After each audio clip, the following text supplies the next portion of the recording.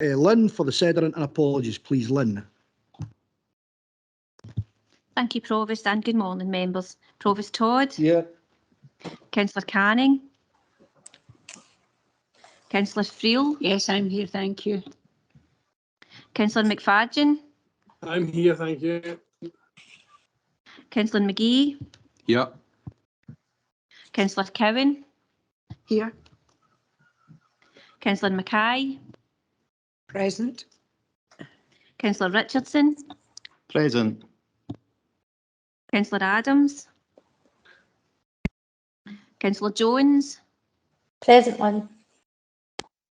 Councillor Linton. Yeah. Councillor Reid. Yeah. Councillor Barton. Here. Councillor Boyd. Here. Councillor Douglas. Here.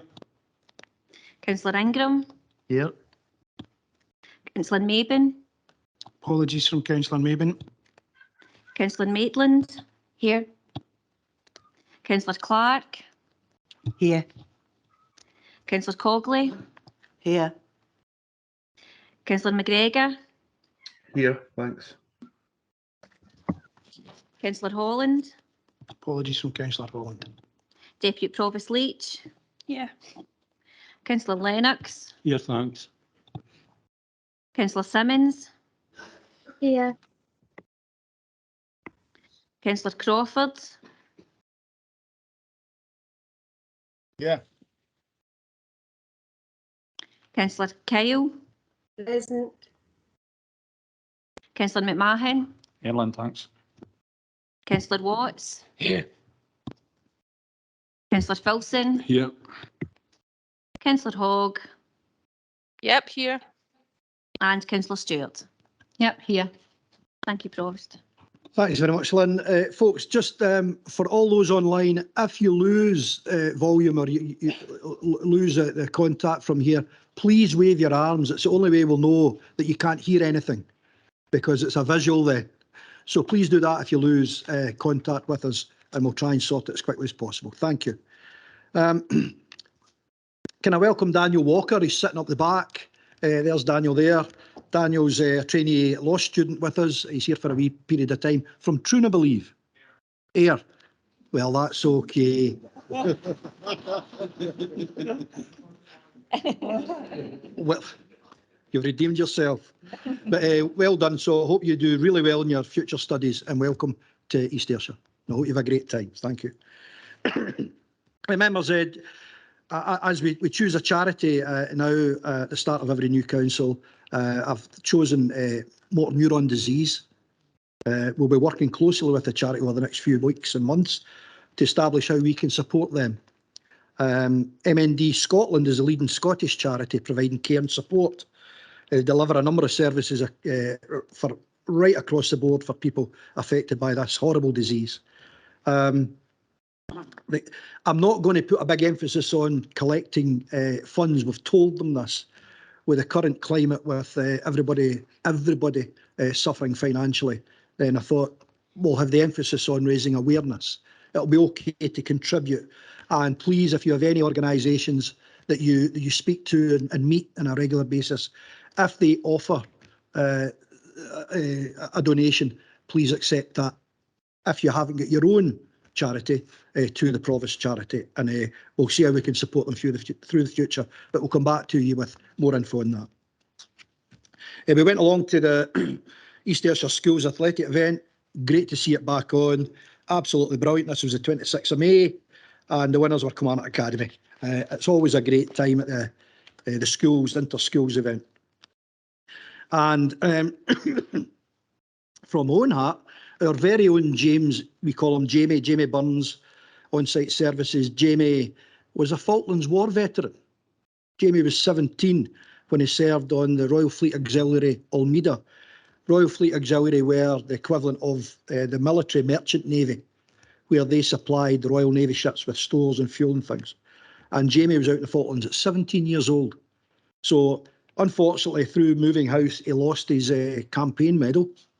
And the Legion here in Kilmarnock, Stuart Finlay, guys got together and they managed to source him a replacement medal. So we presented Jamie with that medal, and there was tears. on both sides. So well done to Jamie. Queen's Jubilee celebration, Light the Beacon at Dean Castle Country Park, conjunction with East Ayrshire Leisure, made us very welcome, and it was a brilliant day and a brilliant night, and all of the children enjoyed themselves. And luckily it wasn't raining, and there wasn't many midges. So well done, Annika. Again, Falklands Memorial Parade, that's 40 years this year. And we had at the cenotaph wreath laying, and Jamie came along with his medal. And one of my very good friends that I ran about with before I joined the Royal Navy as a young boy going to concerts, the Apollo, Archie Calderwood was a Killick, a leading hand on HMS Yarmouth.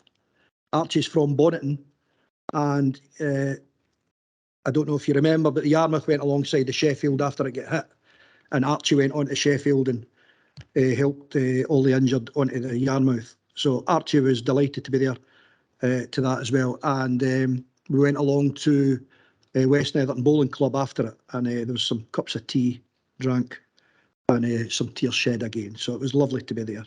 There would have been a lot more Scots Guardsmen who were, and that was the ceremonial division that get sent out to the Falklands. And there was a lot of Kilmarnock guys there, but most of them were down at their own commemorations at the Cenotaph in London, representing Scots Guards. But we had 2 our commemorations, so that was a poignant day as well. Round the Toons back, and they had 1,850 entrants. On the day, there was about just short of 1,700, and we did really, really well that day because it was cool and overcast. So and everything went well on that day. I don't think there were any people falling by the wayside. Went along with a lot of members and MPs and MSPs to Brodie Engineering. Jerry's a lovely guy. He's taken over what really went, Wabtec had went under.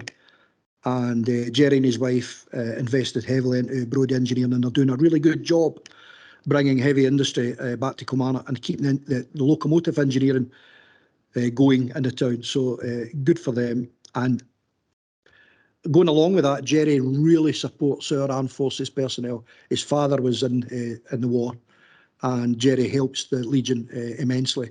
In fact, it was his Saracen that broke down on the one-way system. And one of the, I don't know if anybody saw that, held the traffic up for a wee while, but one of the Remy engineer said it was a block fuel filter, and it was. So there you go. St Joseph's Church 175th anniversary for the opening, 1847. Father Stephen McGrattan, that everybody knows, invited us along. It was a great night, and I managed to bring back some memories from that wonderful night.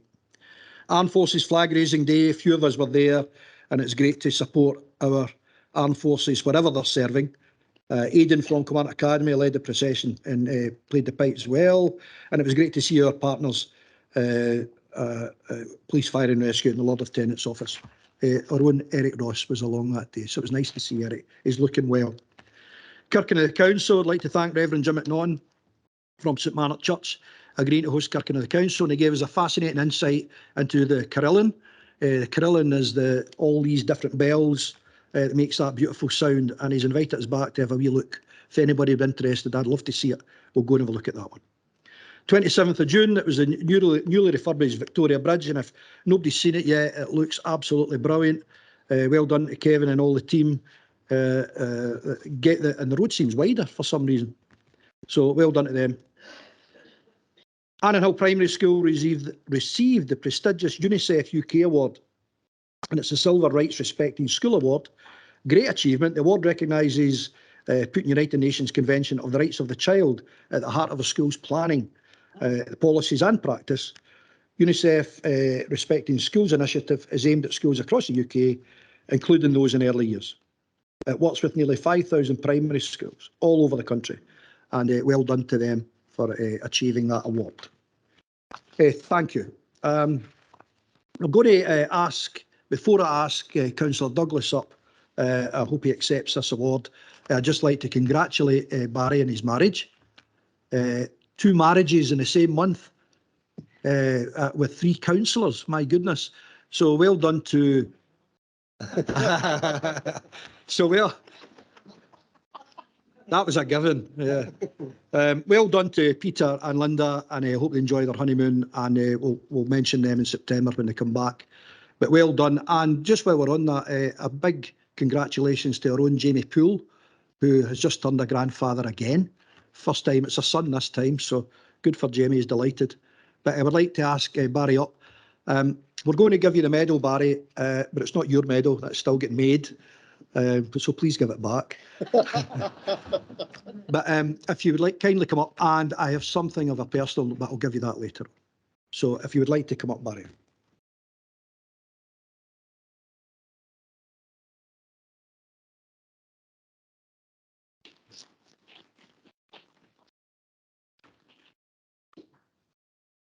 Well, as everyone knows, the photographs are in the hall from the past provosts, and this is the latest edition. I hope it goes up there. Company.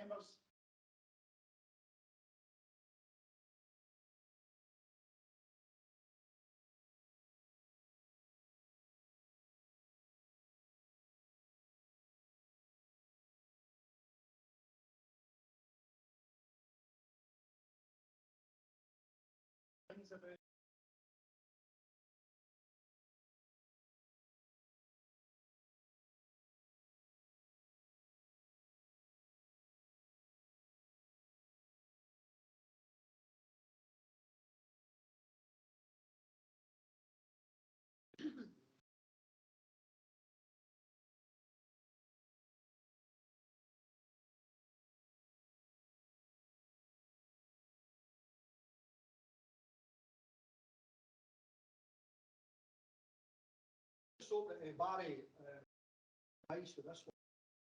Marriage. Game part. I should listen to myself. And all that matters is you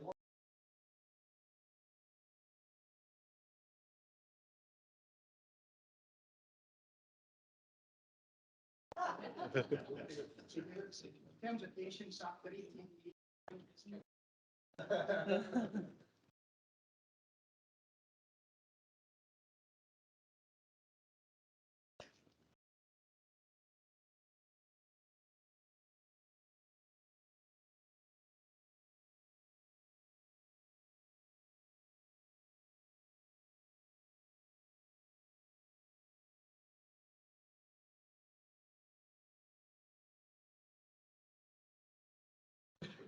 Good.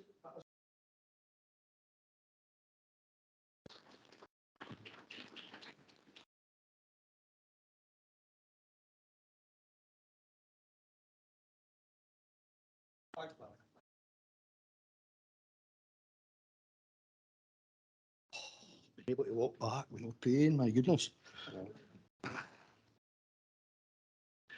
Right, thanks everyone. Thanks, Barry. Councillor Linton. Provost, just before we move on, I think it would be remiss of me not to mention that Kevin is wearing a Jesus and Mary Chains t-shirt. I'm delighted to see. I know it's your favourite band. I did notice that earlier on. I was going to mention with Jamie, it's a boy, Mrs. Walker, it's a boy. Where did that come from? Ah. Right, thank you. We're going to move into business proper, folks, and that's item 1 on your papers, page 2, and this is the declarations of interest. So over to David for some advice, please. Thanks, Provost.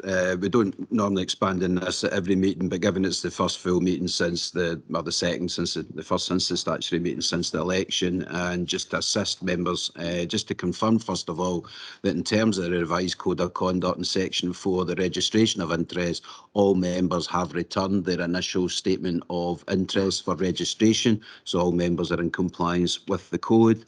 Just to remind members, in terms then of section 5 of the code, when it comes to conducting business appropriately at meetings, then it's now the 3-part test. Is there a connection under stage 1? If so, is there such an interest that you need to declare? And if you declare now, then you should not participate across the piece. So that's the slight change in it becoming the 3-part test. Just to note that where you've been appointed to an outside body, then you don't need to declare that. It's taken as known. So, for instance, as an example, the Leisure Trust paper item 10, we wouldn't need to record those declarations of interest because it's a given, unless any member has a particular conflict by reason of being on the trust and being on the council meeting today, but I'm not aware of any.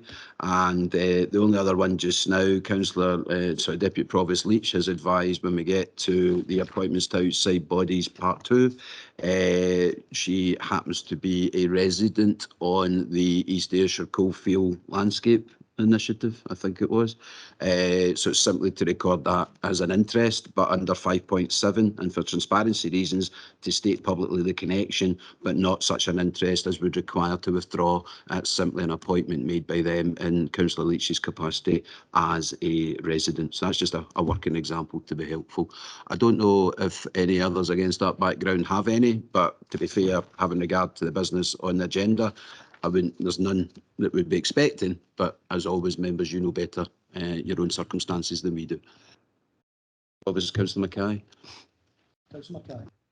Thank you. I think it is in my register of interest that I am a member of Stewarton Tennis and Sports Club, which I know that we are considering under the minutes of the Grants Committee at 3.4. I'm a member of that. There is a significant award has been made to that organisation at 3.4, as I am one of 180 members. I don't consider that it is significant enough for me to withdraw. Through you, Provost, I would take that and advise, because I agree, under 5.7, transparency reasons, you're happy to state publicly there is a connection, but it doesn't amount to an interest because the Grants Committee took that decision. Presumably you didn't participate then, and Councillor has simply been asked to basically note and agree the minute. So having regard to the business to be transacted, I think that's perfectly appropriate. Councillor Linton. Just as chair of the Grants Committee, just to confirm David's words, I mean, the grant was awarded in merit, purely and simply. Well, thanks for that. Deputy Provost Leach. Yes, just to confirm what David says, just to clear a connection to East Ayrshire Coalfield Environmental Initiative. I understand I'll be asked to sit as a council rep on this, and I've sat as a resident on it for the last couple of years issues. No, thank you. Members, anybody else? I'm looking online. I can't see any hands. We're okay, everyone? Thanks for that. Just remiss of me, there is an emergency resolution. We're going to take that at the end of proceedings, if that's okay. I might bring it forward because the ERA report, Kevin is actually at South Ayrshire Council at the moment. They're having their meeting as well. As soon as he's finished, he's going to come up. So we might juggle at the end. I hope that's okay with folks. Just allow Kevin to be here in person. Okay. We're okay with that. Yeah, Thank you very much. Just to confirm through you, Provost, that Lynn has circulated the proposed wording or the proposed motion that relates to events in Rwanda, has circulated that to the group leaders this morning upon receipt. So there is some notice of the business to be transacted when you get to it. And just to confirm for the benefit of all members, urgent items can be taken by exception at the discretion of the Provost as Chair of Council. And on this occasion, given the nature of the matter, he's chosen to exercise that discretion. Thank you. No, thanks for that, David. Yes, I've done that before with members coming in late on with motions. It's a topical motion, that's the reason we accepted it. Right, thanks everyone. Are we okay with declarations? Okay, thank you. We're going to item 2 now. This is the previous minutes, pages 4 to 20 of your paper, and I would move as a correct record. Second, Provost. Thank you very much, Deputy Provost. Any questions, folks? Councillor Boyd. Thank you, Provost. Cabinet 1st of June 2022. Item 7. Graham, sorry, Graham. Just no, it's okay. It's absolutely fine, but that'll come up in the next item. Oh, is it? Yeah, it's okay. That's the Cabinet and the committee paper. Oh, sorry, am I No, jumping no, ahead? it's okay, Graham. Apologise. Absolutely fine. No, no problem. Councillor Mackay. Thank you, Provost. I'm not sure if this is the point at which we consider any changes to appointments that were made at council. It was just asking for clarification of that. Through you, Provost, I was just going to wait and see if members had any other points and then come in with a sweep up. But as I emailed the three group leaders last week, just to confirm to all members that there are a couple of matters arising that council may wish to deal with on the back of this council minute from the statutory meeting on the 19th of May. If I can direct members to page 7 of the council papers, item 2 there, Governance and Scrutiny Committee. It was just to flag up 2 matters there. Firstly, I think through inadvertence, the Vice Chair of the Governance and Scrutiny Committee was appointed from the administration. That is contrary to normal practice. I think it was, as I say, inadvertence, and I think that position has been accepted. So it's an invitation to Council to consider appointing an alternative Vice Chair, not from the administration, but from the remaining membership of GNS. And just for completeness there, there was also a dual appointment of Councillor Adams to the Leisure Trust and to GNS. And again, that's then Oscar's best practice kicks in, and best advice is that members should not be on outside bodies and on the council scrutiny body that looks at those outside bodies. So that's been accepted by the Conservative group, who've confirmed Councillor Adams should remain, or they wish to remain, on the Leisure Trust, and that creates a further vacancy in the Governance and Scrutiny Committee. So it's appointment of a Vice Chair not from the administration, and the filling of the remaining seat is open to Council to address today, if you're so minded, Provost. Yep, that's okay. Leader. No, I'm happy to accept that. It was made, inadvertence, so happy to accept another nomination from one of their parties. No, thank you. And the Conservative group's happy Councillor Adams coming off because for those reasons. Thank you. Ask for a nomination for Vice Chair of that committee just now, or do you want to come back at a later date? Councillor McFadden. I'd like to nominate Councillor Neil Watts for the Vice Chair position, if that's okay. Thanks, Councillor McFadden. We need a seconder. Yeah. Councillor Reid. Yep. Okay. Thanks for that one. We're okay with that. Additional member, Provost. And we need an additional member. Councillor Mackay. Thank you very much. I would put forward Councillor Elaine Stewart. Thank you. Seconder, Councillor Douglas. Thank you. Elaine, that okay? Yep. Is that okay with populating that committee? Councillor Watts, okay? Yep. David? And finally, Provost, if I can turn members' attention to page 8, item 6, the local government licensing panel, and as noted in parentheses there are, the Conservative group didn't appoint, the numbers missing, but it's 2 if you look at allocation at the top. So the Conservative group haven't made any appointment or put any names forward to the licensing panel, and therefore I'm bringing to Council's attention there are 2 vacancies on the panel and inviting Council in the back of the minute to consider populating those 2 positions on the local government licensing panel. Thanks, Provost. Thanks, David. Leader? Thanks. We would take one of those vacancies and offer that other one to the Labour group, and we would be moving Councillor Beverly Clark. Thanks, Leader. Seconder? Yep. Thanks, Lynn. Got that? Councillor Cowan.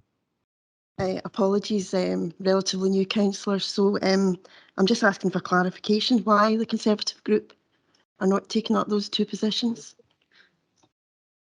That would need to be a matter for the Conservative group to answer. I don't know.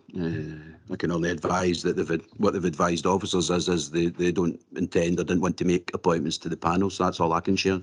But it's through you, Provost. No, that's fine. If there's no, if that's the reason given, then that's absolutely fine. That's okay. But thanks for Councillor Mackay. Again, thank you for that additional space, and we will populate that with Councillor June Kyle. Thank you, Provost. Thank you, Councillor Douglas second. So June Kyle, Lynn, did you get that? Thank you. Is that us, David? Yeah, unless there's any on that point. other Yeah. contribution from the floor, it's up to you, Provost. There's no compulsion on anybody to address the point that was made. Yeah. But they're entitled No to if they compulsion. wish. Yeah, that's up to the individuals. We're happy with those. Any other questions for the council minute of that date? Anybody online? Okay.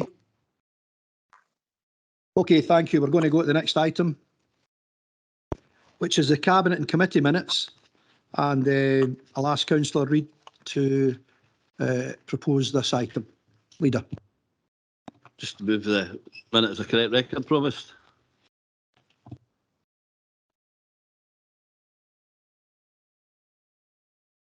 Thank you very much. Again, for the new councillors, we take the committee papers, committee meetings and cabinet meetings on block. We've been doing that since COVID came in. And so I'm going to open it up. Councillor Boyd. Thanks, Provost. Sorry for jumping in there. I'm just getting used to things. I'm a wee bit ahead, right? So I'm right now. Just 2 points. First one is Cabinet on the 1st of June 2022. Item 7. It was the RCGF fund. The White Tile building was mentioned in it on page 124 of the Cabinet minutes. It's known as the Creative Industries Campus.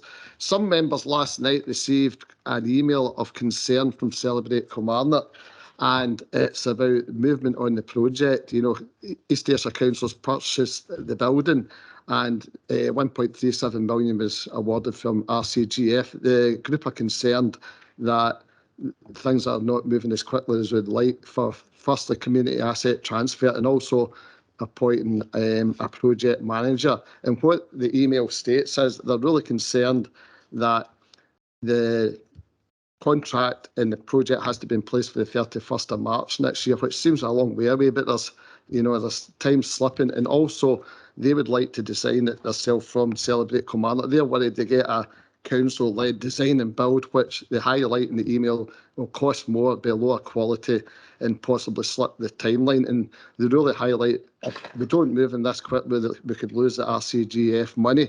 Now, in terms of White Tile building, you know, I've had discussions about the design, etc. The ideas coming up are brilliant, like glass fronted in King Street and onto the stand bed. Graham, Oh, sorry, no, it's okay. It's okay. You've raised the concern. Yes, I'm going to ask the officer to come in, Katie, to answer. No, it's absolutely fine if you're making okay. a statement. But right, not a problem. Really important. Yes. You've asked the question, what's happening there, and we'll get an answer. Okay, thank you.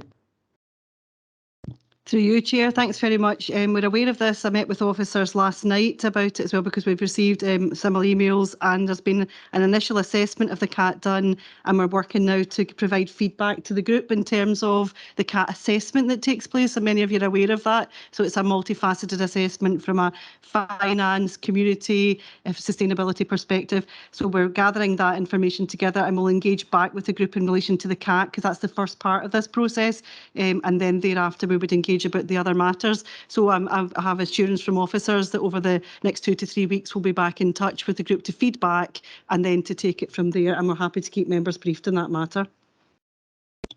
We'll come back, Graham, we'll come back. You can and elaborate on that. Leader? I know that progress has been made, and I know that the officers are speaking to CRAS I met with some of the staff this morning that they are responding to that, and there was already timetabled meeting with the group to discuss the CAT transfer and that to make progress. In terms of some of the granular detail, that would come to Cabinet, but obviously in terms of the money that's involved, we would want to make sure that the council gets value for money and the group can progress. The council supported this organisation in the venture, and I hope we can give as much support as we can to facilitate the CAT, and look forward to further work being reported back to Cabinet and to members. No, thanks, Graham. It's just the point about a whole preamble should be discussed with officers outside. Nothing wrong with raising policy decisions and nothing wrong with challenging. So I'll let you in. Okay, no, I'm fine with that. That's fine. Thanks. I've raised the point. It's just we received that last night, the email. It's just members, we've got a massive agenda and nothing wrong with raising points.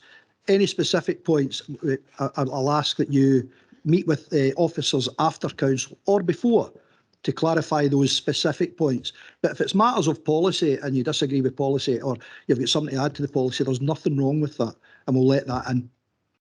Is that okay? Members? Councillor Maitland. Thank you, Provost. I would like to add some information that's just arrived this morning, and it's if we can look at page 46, it's police, fire and rescue, and it's item 5, and it's considering the town centre, the antisocial behaviour, etc. And one of our initiatives, and I would like to thank some officers on this as well. But what's happened is one of the graffiti artists, one of the most prolific graffiti artists, has now been caught. So I think they've now started tagging buildings and people's homes in the town centre as well. So I'm absolutely delighted. And if you could just indulge me a second, Provost, I would like to thank the 2 police officers. And I'd like to thank Nathan Calderwood for helping organise this. I'd like to thank Nick Kelly, Claire Kavanagh and Ian Cuthbertson. And I would also like to thank my fellow members, Graham Boyd and James Adams, who joined us on this. It just shows that we really can make a difference. So absolutely delighted and hope to have more information on that later. Thank you. Well done, everyone involved. Good news. Leader. Thanks. No, I mean, I don't think it's a light matter, and I certainly, you know, I hope, I think I sent you about 100 or so pictures with the same person with the same tag, and it's, I mean, you know, there's tens of thousands of pounds worth of damage. When you look at some of the houses that have just been freshly re-rendered in Ward 3, and the same person with the same initials, you know, damaged that brand new cladding that was put in that building, and some of the public buildings elsewhere.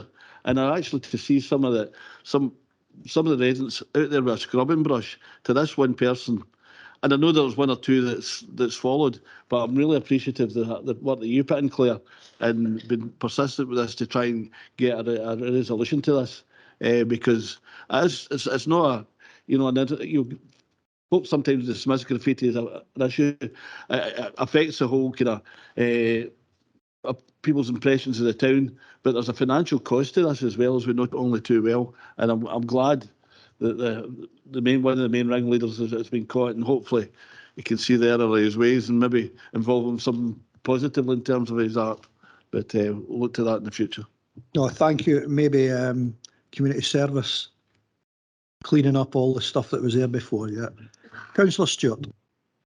Thanks, Provost. On Cabinet Paper 15th of June, 3E, the basis of East Ayrshire performs. I'm looking for an update on this. Page 50, Provost. 50. I was looking for an update on the situation with the ASM summer programme.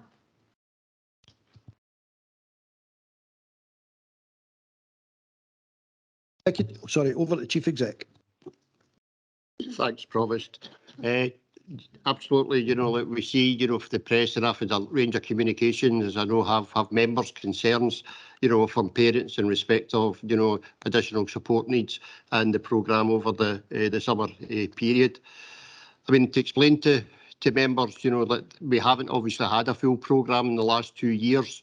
So, you know, our young people, our parents and our teachers are all actually really tired, you know, when we reach this stage. How the programme had been run in the past and back in 2019 was basically volunteers from our teachers, you know, who actually come in during their holidays and actually worked in doing that. And we've done the same this time. So the number of teachers that have volunteered are still going in, and there is still a small school programme, you know, going on, and all the teachers that volunteered have been utilised to do that. But there's still not enough to do the same type of programme that we've done before.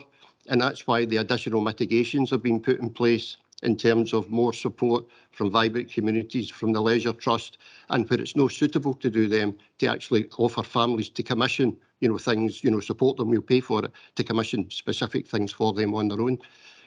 We've had these, you know, contacts from, you know, the parents. Indeed, some of them have asked me to go down and meet them during the summer period, and I'll be happy to do that. We'll also review the whole programme after it to make sure we can have better communication with the parents for future years. Yeah, Elaine, yeah. I'm just looking to see why parents and carers were only informed about this 12 days prior to the summer holidays, and we're going into them in the morning, so today actually. I understand that discussions in terms of the programme have been going on since January, February, and I do think, you know, the fact that the discussions at a central level, you know, out through the schools and other, you know, means out to the parents didn't come out to that late. I think there's been indications of where it's gone, but the clarity wasn't. And I've got to say that we, you know, that we should have been better at, you know, how we communicated that over the period of time. Okay, Leader. Thanks. I know like other members have been approached by members of our community, people that we know that it is obviously concerning, that it's something we want to address. But just to reassure you know that parent councils were contacted and you know and consulted. Maybe there was maybe a better exercise in making sure that information was you know effectively put out to all the parents concerned, but just underline also that it's not a cost-cutting exercise or anything like that.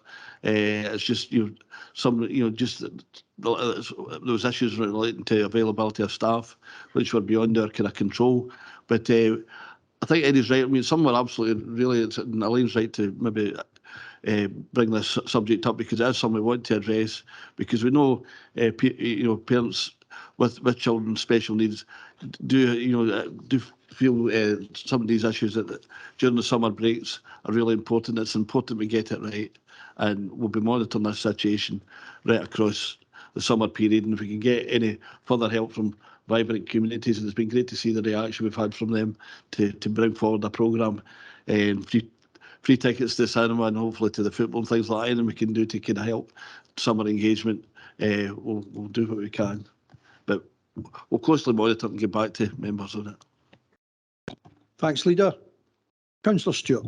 I just to ask, is there mitigations to be put in place for that then? Eddie, yep. But as indicated, the mitigations that were put in place to supplement what we are able to deliver in terms of the schools, which up front is very limited compared to what previous was the additional support through vibrant communities, through the Leisure Trust, and that opportunity for individual families, to commission, things to, if they wanted things, they were written to and saying, come and speak to the head teacher if you want to do. The example that, the head education gave me was if somebody wanted horse riding or something like that, we would commission that for the individual, a child and things like that.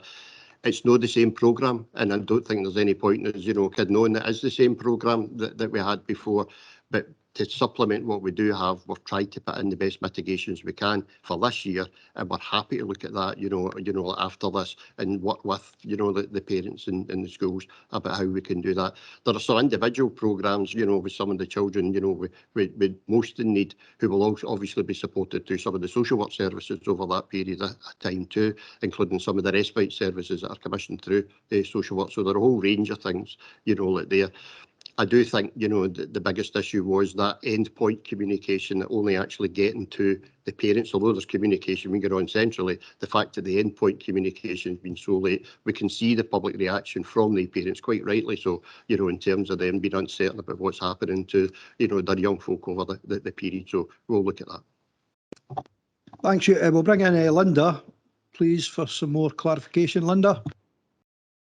Through you, Provost, thank you very much, and please know that we understand the points being raised in regards to summer scheme, and just for clarity, every young person attending an ASN school's got the opportunity to be in school at points during the summer, but absolutely recognise that, first of all, this is a multi-agency approach. Colleagues, education do not have responsibility on a sole nor statutory basis for the provision of a summer scheme, but clearly, having been involved in the past, it's not something that we would seek to withdraw from.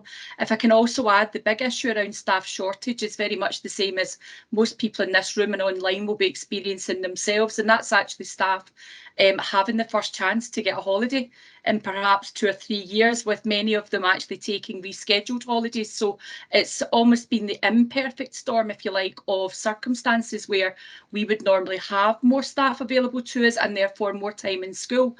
I would just need to be clear about a few things though. The main issue around communication was the timing of the offer.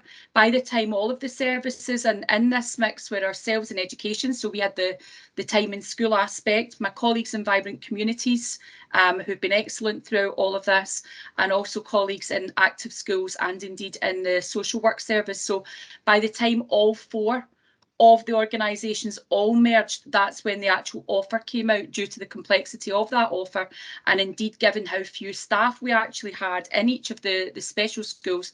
But I think it's also really interesting to think about the positives and the mitigations that Eddie's highlighted. Colleagues, this offer is taking place in more areas of our council than it's ever been. It shouldn't be only located. I'm sure you would agree to our special schools, and actually we've got over 400 events taking place over the summer, in addition to what's happening inside the schools, because that's not open to the general public, clearly, because that's our own staff that we're using. But there's over 400 events, some of which are tailored for ASN pupils. And colleagues, in its widest sense, a third of our young people have ASN in East Ayrshire Council. That's nearly 10,000 children. So actually we're really proud of the remodelled offer, but we do acknowledge that is a different offer in regards to those who attend the specialist centres like Hillside and Willowbank. So there's no getting away from acknowledging that time in school has reduced, and I absolutely accept that. But ultimately, in terms of a multi-agency offer, this is a much bigger offer with actually more funding than we've ever used before to make that happen. And we would say that that's in combination with what a lot of the young people in our special schools receive in terms of respite, befrienders and carers, before we go to commissioning, and indeed some of the offers that the leaders discussed around commissioning family cinema tickets, family swim tickets, acknowledging that in the special sector, colleagues, that some of these activities wouldn't be as appropriate to some young people as they would be to others. But actually, in terms of a bringing together of services, we're actually really proud of what's out there for all young people in East Ayrshire across the summer, but do recognise that the time in school offer has diminished, given that it is the school holidays, and we were very short on staff who had availability. But every young person in those schools has been offered time in school over the summer. Thanks, Linda. Councillor Cowan. Thank you, Chair. This is a change to what was obviously previously employed prior to COVID, and as the points other speakers have made about how exhausted some of the frontline staff are, and they do need a holiday. I think what is key though is that we do have a comprehensive review of this new programme that is put in place. It takes account of all the stakeholders, the staff, the children, and the parents, and we collect that feedback, and there might be positives that come out of this change, so that for next year that is built into whatever the new offering is in 2023. Thank you. Councillor Stewart, yep. Yep, just for clarity, so they've been offered like fewer days and fewer hours. Is that, can somebody clarify that for me, please? Through you, Provost, I would clarify that. There was never a policy on the amount of hours or days, but we've been able to offer what we had in terms of the amount of staff we had. But it does, if you compared it back to 2019, to answer the question, Councillor Stewart, it absolutely is less time in school. But I would also acknowledge the fact that the schools are officially, as you noted, breaking up today. So it's been really around what we can offer in terms of available staffing, but it's been a bit of a storm in terms of staff availability to actually man schools during the summer holiday. Okay. Okay, folks. It's a really difficult one, and I'm sure we'll all be interested in the review that will be carried out after the summer holidays to make sure it's the best possible service that can be given. And we will ask officers to get that review as soon as possible. Is that okay with everyone? Thank you. We're still on the Cabinet Committee minutes. Any further questions on this item? Can't see anybody. I'm going to move on, folks. Thank you. We're going to item 4, which is appointments to outside organisations, pages 55 to 58, and we'll ask David to introduce this one. Thanks, Provost. As members will recall, at the statutory meeting of Council on the 19th of May, we put a number of appointments in front of members, or before members, to consider and make appointment. And those were the ones that were considered necessary to be made to allow the effective conduct of business between the 19th of May and this meeting. And then, as normal, we do the sweep up we're going to speak up at this meeting. So members, you have in front of you page 55, the report on the appointment outside organisations. Really, it's Appendix 1. Thankfully, it's just the two sides, and the normal approach would be to invite nominations. It can be taken item by item or on block. It's more expedient to invite them on block, but it's obviously up to yourselves as members how you wish to proceed. But the next stage to you, Provost, would be to invite one or more set of nominations to the various appointments to be made at Appendix 1 and pages 57 and 58 of the agenda. Thank you, David. Leader. Thanks, Provost. If I can attempt to go through them on block, if I can. In terms of just start from the way it's written down in the report there, in terms of the Armed Forces Group, move the champion be Claire Leach and substitute be Councillor Sally Cogley. The Auchinleck Indoor Bowling Club be Willie Lennox and a representative from the Labour Group. The Ayrshire Area Support Team be Claire Leach.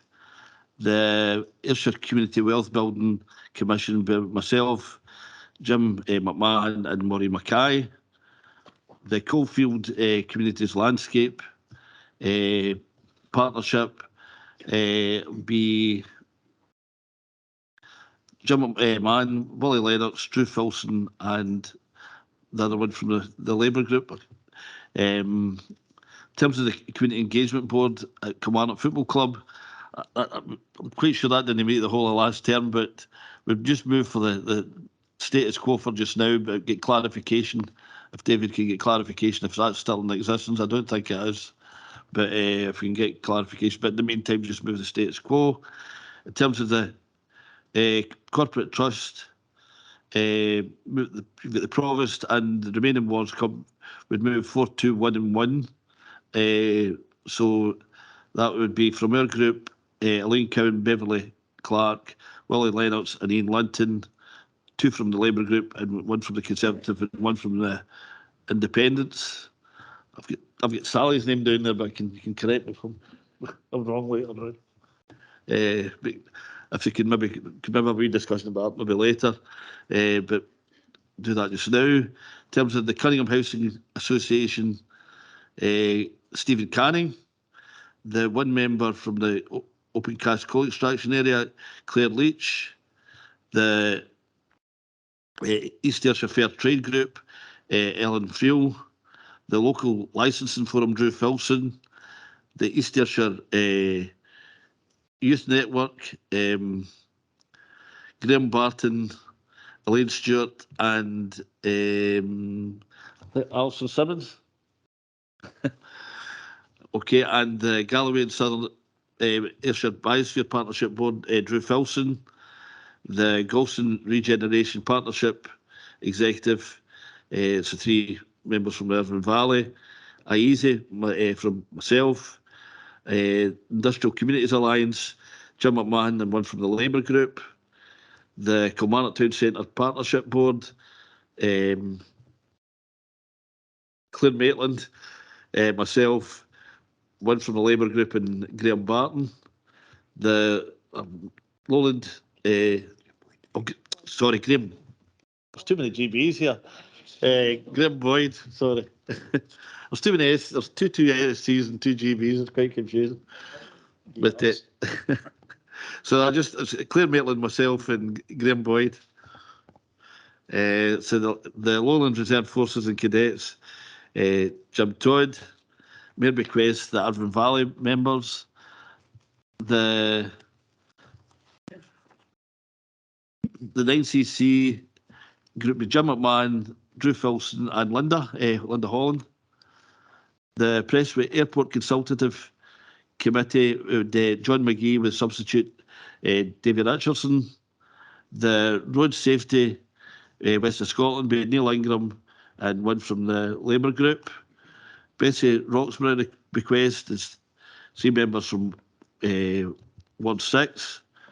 The Royal Corporation would bequest 7 members in proportion with the Kilmarnock councillors, so that'd be 4 from the SNP group, which would be myself, David Richardson, Claire Maitland, Jim Todd, two for the Labour group and James Adams. The Scottish Council's Radio Committee on Radioactive Substances by Neil Ingram. The Scottish Older People's Assembly by Jim McMahon. The Scottish Parliament Cross-Party Group in China, we're not sure if that's met in a while, but we would move Stephen Canning and one from the Labour group. The Supply Development Programme with Stephen Canning. The West of Scotland Archaeological Service by Graham Boyd and substitute a minor, Willie Leonard, somebody knows the underground. The West of Scotland Climbing Centre wouldn't populate it just now. The West of Scotland European Forum would be Ian Linton and one from the substitute from the Labour group. The Yip World would be Jim McMahon, Claire Leach, Neil Watts and a member of the Labour group. And the champions, the various champions are Children's is Claire Leach, Veterans champion would be Jim Todd and substitute Sally Cogley, White Ribbon Jim McMahon, Older People's Jim McMahon and Trauma. After all that, Jim McMahon. I think that's okay. Provost, through you then, if I could maybe just highlight the first item in Appendix 1 at the top of page 57. Armed Forces Group was presented as being the Veterans Champion and Substitute Champion.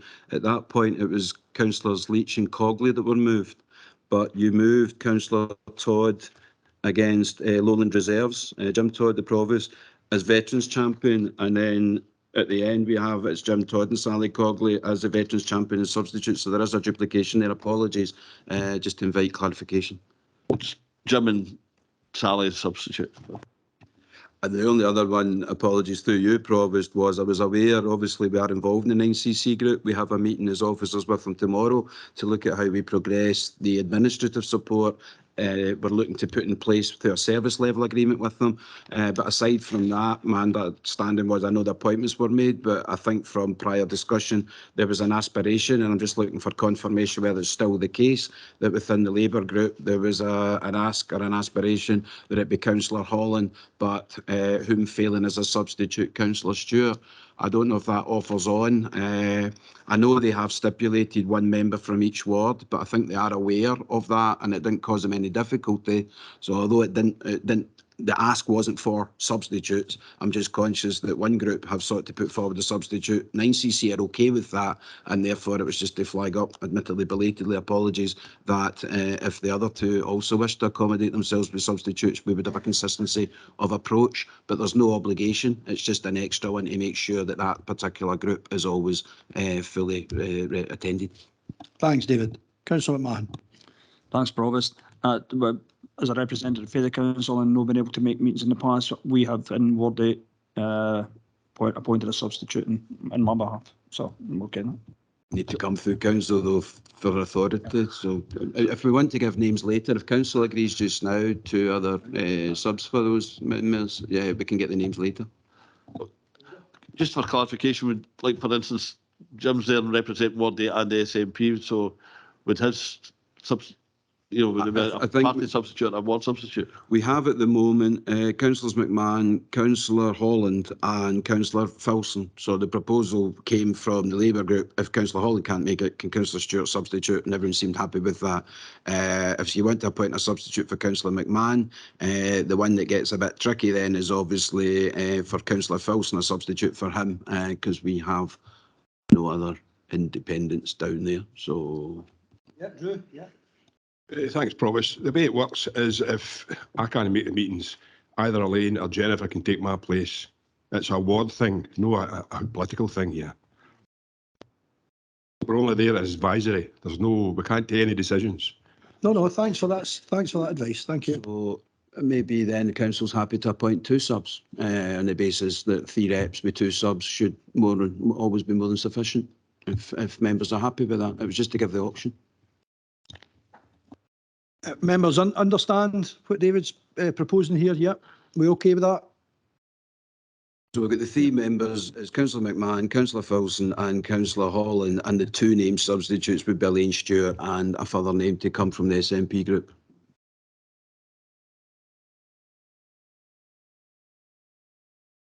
Just in a point of order, I followed Drew's logic, but if you set it up as you're suggesting, Davy, you're loading one ward to the detriment of another. I think, as Drew pointed out, I mean, if he can't make it, then it falls to a member of the other two members in the ward, so that there's always equal representation across the three wards. Apologies then. If members want to do it that way, at the end of the day, I was just trying to promote consistency and not end up with an outcome where one member had to substitute and one didn't, because I didn't think that would go down too well. If council's happy that if council's happy simply to let it rest, then the substitutes be drawn from the other ward members for each member. But the problem there is, councillor, that breaks the connection between Councillor Holland and Councillor Stewart, because they're different wards. So I was only trying to make it work. But equally, if you want to accept the principle, then it's simply another member from each ward for any of the members that can't make it. And you don't name the subs, you just create the pool as the other ward members for each ward. So Councillor Stewart wouldn't actually then be stepping directly in for Councillor Holland. She would be stepping in for Councillor Filson. So it's different asks that I'm trying to accommodate. That's my difficulty. No, this is important, members, so we need to get this right. Councillor Filson. You're there to speak on behalf of your constituency, and you're elected to that constituency. So how can you go for the Doon Valley and represent the Ballochmyle? It just doesn't work in my book. No, I think David's come up with a solution there. Is that okay with everybody? I'm comfortable with that. So there's three names, and if one can't make it, it'll be somebody else from the ward. Is that okay? Thanks, David. That's a good solution. Okay, folks. Thank you, Councillor. Thank you very much. We will provide names afterwards, just for confirmation of all of these. I have many of them, but I would just like to do that. Thank you. I note what Leader says about the Community Engagement Board of Kilmarnock Football Trust.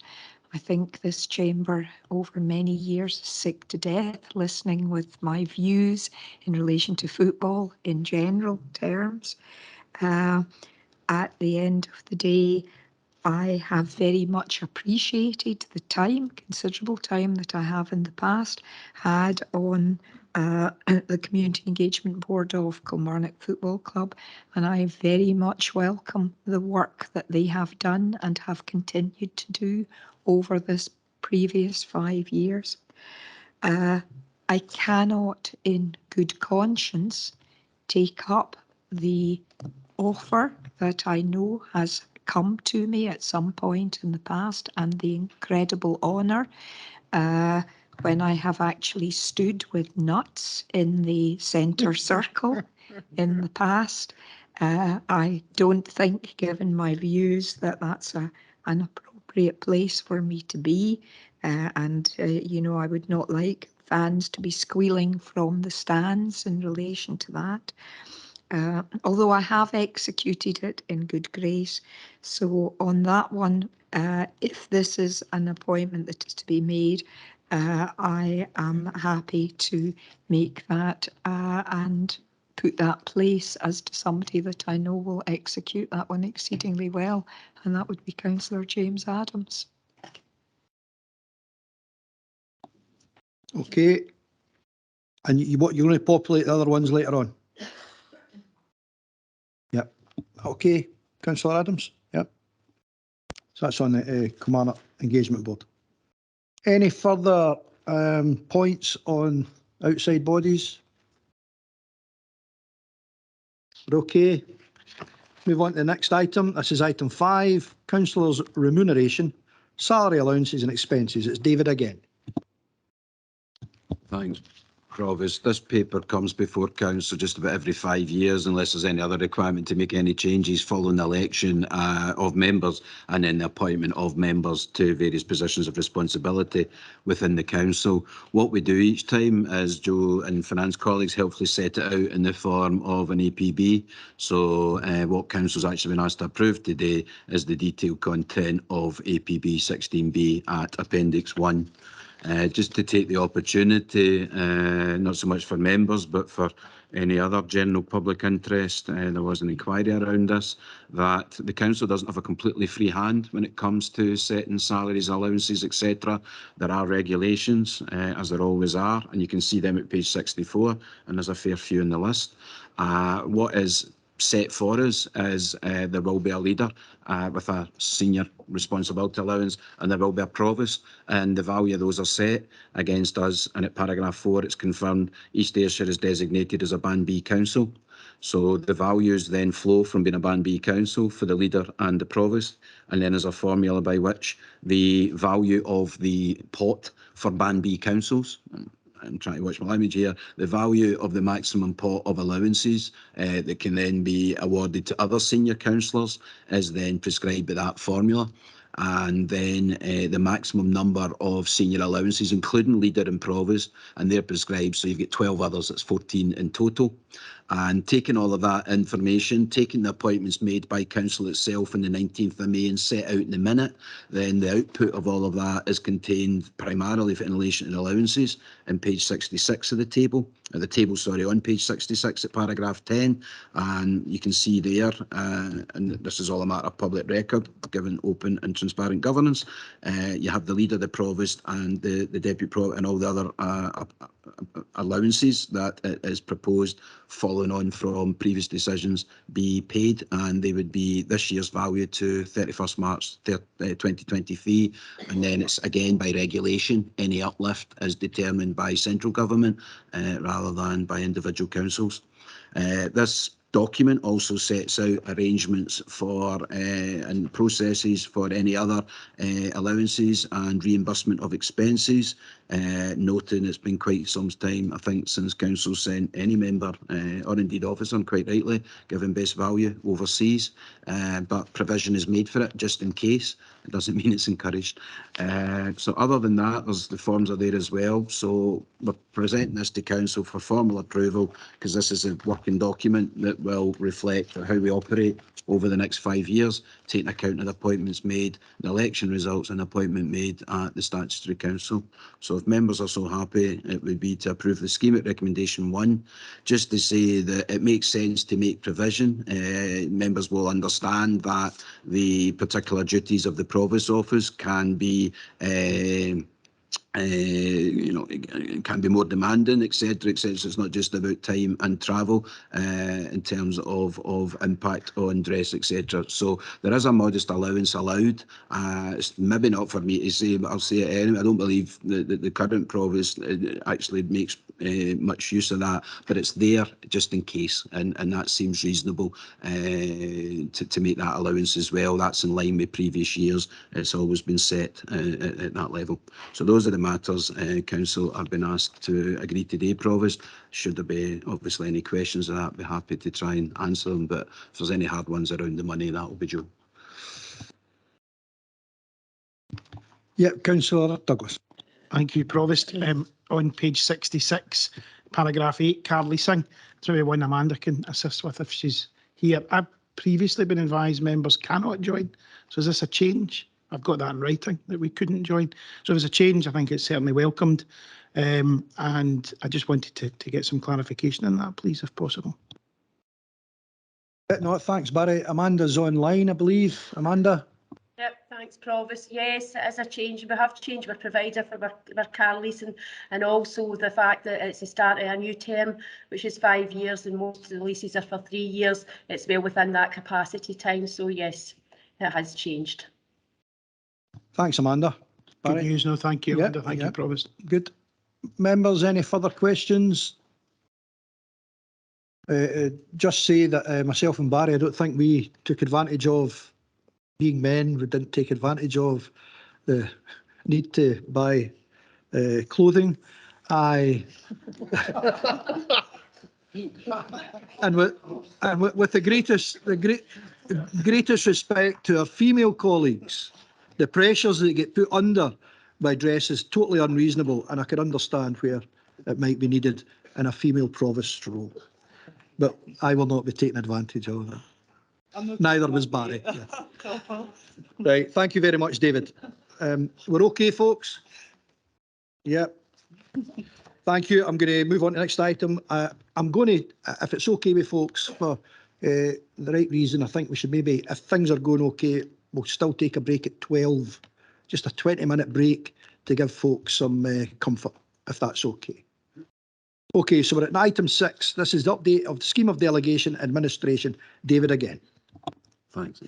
It's a bit ironic, Provost, an agenda of 450 pages. This one that introduced one of the biggest documents, which runs to about 90 pages, actually in itself runs to just over a page and a bit, because we're trying to cut back. So just to be clear, the scheme of delegation itself, the document you've been asked to approve, is on the portal.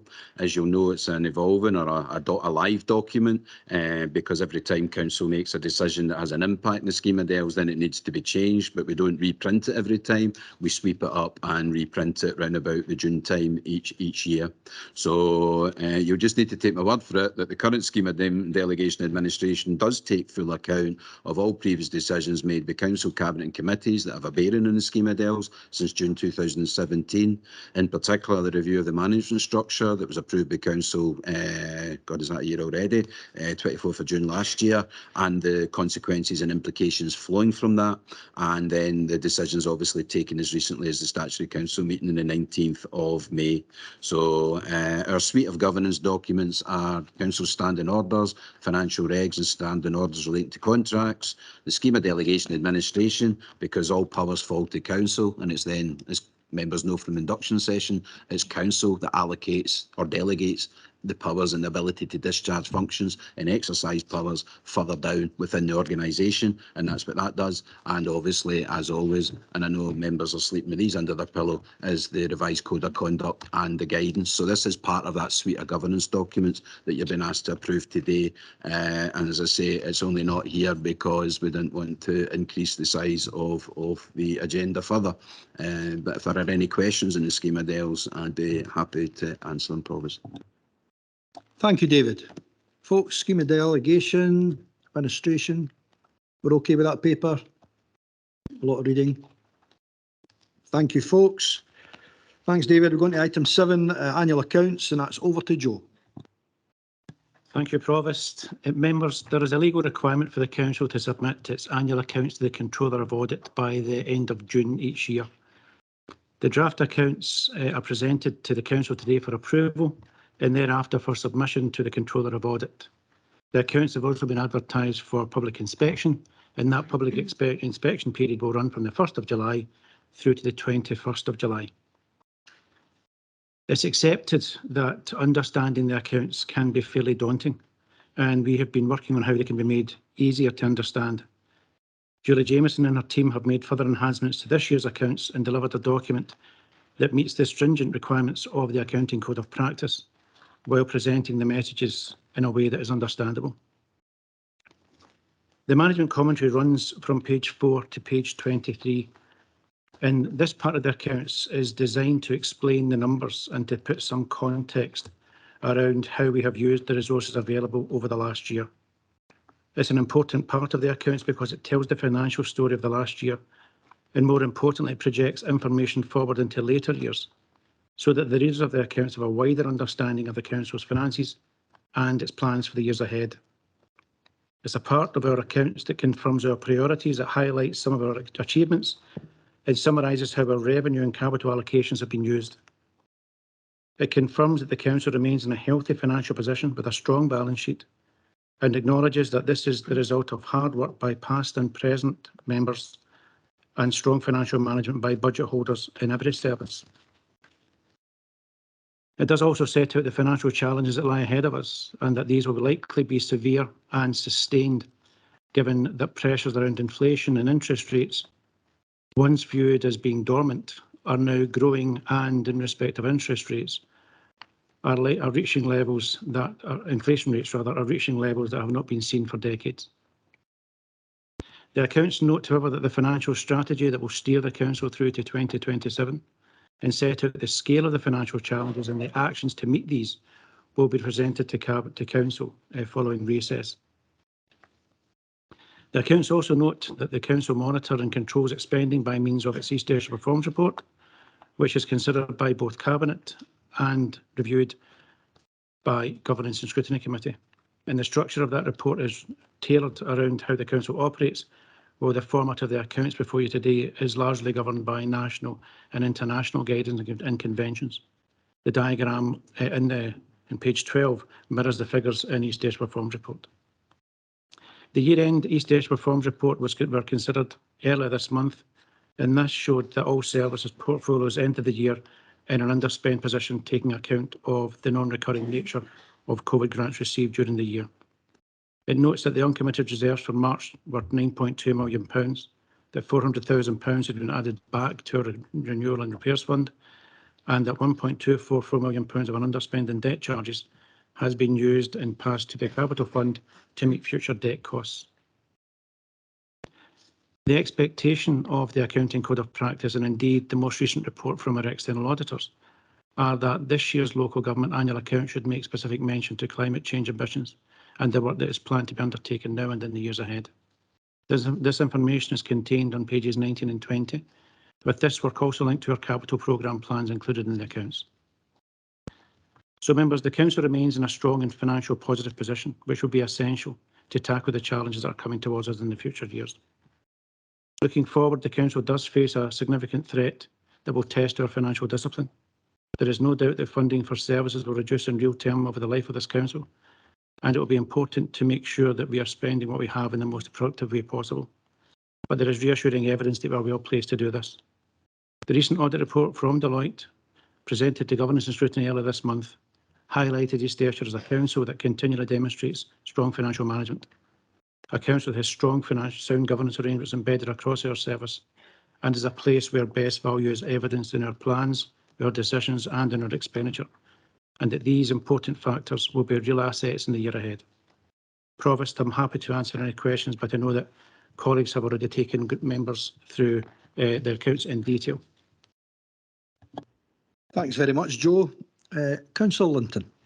Thanks, Provost. Joe, when we met to discuss the accounts matter document, I see that the pension liabilities have gone down by £130 million. Can you explain why there has been such a big movement? And for the benefit of new members, could you take us through what happens next with the accounts once we approve them today? Through you, Provost. It's a really important question, and that the accounts before you today are essentially no more than a private sector set of accounts welded on to local government. So the same conventions that apply to those accounts, particularly around pensions, and you hear years gone past that private sector firms close final salary pension schemes, those liabilities come into the council. And you can see on page 37 on our balance sheet that our pension liability is nearly £67 million. It fell from £183 million. And that's what the council is due to pay out based on the actuaries in terms of our past pensioners and our future pensioners. We remain a going concern because we use the concept that today's employees will pay towards a pension scheme that will contribute towards their future pension scheme. But for this year, and you see the pension reserve fluctuate year after year, it's moved this year in two things. The first part is around the obligations that were due to be paid out by our element of Strathclyde Pension Fund. That fell by around £30 million. But because of a whole range of other conditions, our investments, our share of the investment in the fund increased by £130 million. So in the blink of an eye, we move from having £184 million to £65 million, and it shows that real challenge and fluctuation that takes place in that market. But that kind of explains the pension reserve. In terms of what happens next, approval today, we then have a period where there is a public inspection, and we also pass the accounts to the Controller of Audit. It means that Deloitte and their team will deploy in the council in July and August and September, with a report that will conclude that audit and be presented to the Chair of Governance and Scrutiny. Essentially, they changed the name of that council at that committee at that point, and they presented the report to those charged with governance, is what it's called, and they present the findings of their inspection and their audit of all the finances that took place across the council in the last financial year. Thanks for that. Councillor Canning. I've got a couple of questions. Just also to say thanks to Julie, because obviously it is presenting this with clarity is, given the complexity, is very, very difficult. On movement and reserves, page 34, under adjustments for other items, there's an item, differences relating to officers' remuneration required by statute, which obviously doesn't have a note. I know it's not as material as some of the other items, but if you could just explain what that is. Thanks. Through you, Provost. Right, so as a local government set of accounts, we have to conform with all international standards. So we produce a private sector set of accounts. We are allowed under regulation to charge all items to the face of the income and expenditure account, to the SIES, which is on page 36. We are then allowed to remove elements that could impact on council tax. So the point that you raised is a really good point. The council at its financial year end has to gather up all of its obligations that arise at the balance sheet date, and the balance sheet date is 31st of March. This entry is a really interesting one from a geeky point of view, because it's to do with annual leave, where the annual leave year runs from the January to the December, but I need to capture the annual leave that has been accrued but not yet used at 31st of March.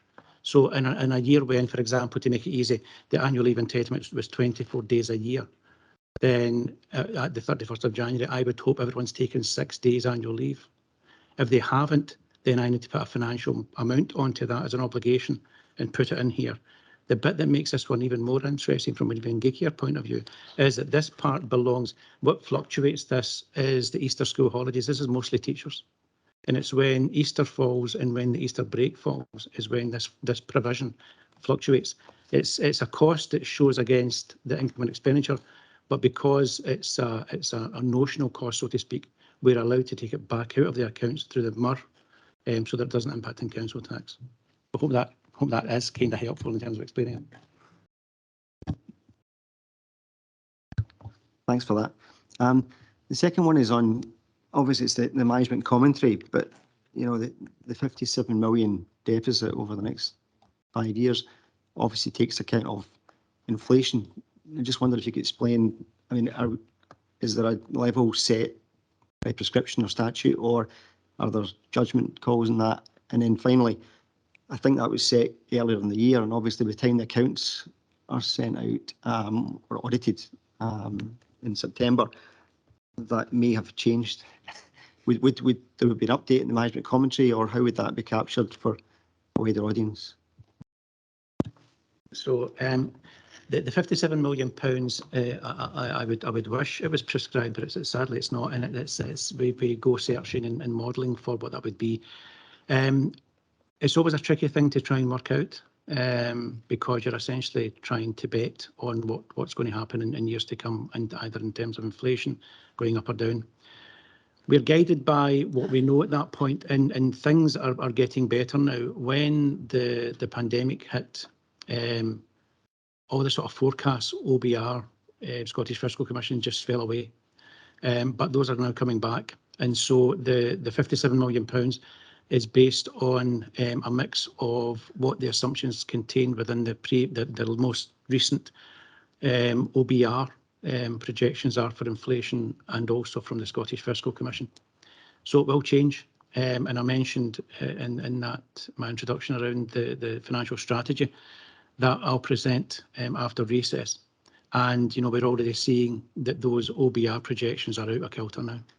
And so we'll update that £57 million for those projections, and also for the information we now know from the resource spending review in terms of the projected or the anticipated financial settlement the council will receive in years to come, and that will come back as a as a figure to council after recess. It'll be a report that will show that gap. It will show how we're going to close that gap, and we'll begin to touch on the other issues around that and around financial sustainability of the council going forward. Okay. Thank you. Thank you. Councillor Mackay. Thank you very much, Provost.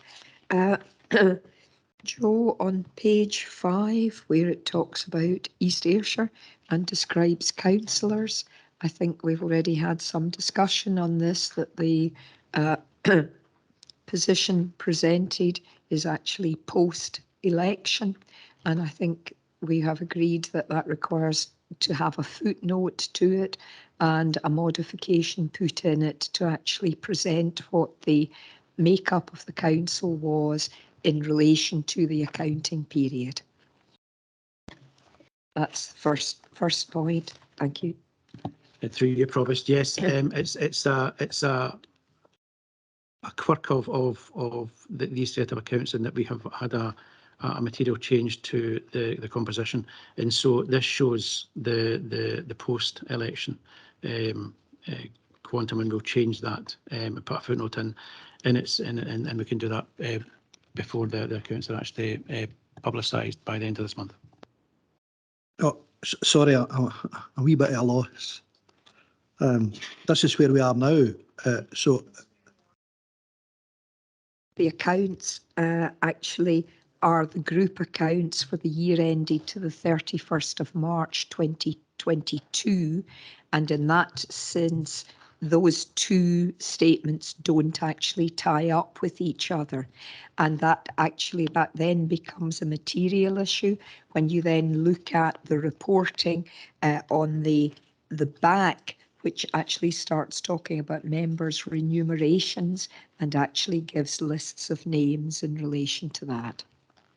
no, okay, no, I just thought that it was an absolute given that we're going to move on. There will be elections, and that would be the makeup of the new one. But no, that's a fair point. Fair point. Thank you. So, if I may, a couple of comments and then one question in relation to page. I do also want to commend the presentation and the management commentary. I think it makes it as easy to read a difficult document and set of information as it possibly could. And yes, Julie, I do particularly like the pages of the flowers in it, so I appreciate that. The Dunlop Early Childhood Centre commentary, again, I'm just regretting that what we have got there is we have got a picture of something which is a projection, rather than when we actually note in the comments, that's on page 16, folks, sorry, that we have actually had things that were completed. I would have been happier with a photograph of something that has actually been completed in that section.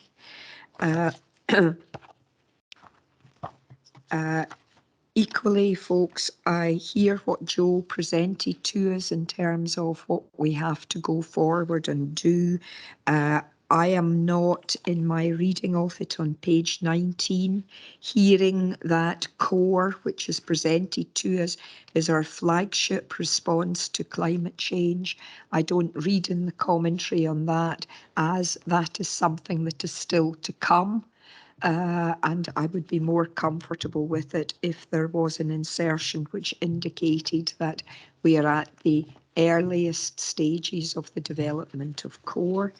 And then my final question is in relation to, I think it's page 67, and it is in relation to ask quite what the value is of outstanding equal pay claims. Thank you. Okay, Joe. Thank you, through you, Provost. I take the points that you make, Councillor Mackay. In presenting the accounts, there's a balance between adhering to the code of practice and what would be a fairly dull set of numbers and tables. and trying to present things in different formats that take members and the readers of the accounts through different parts.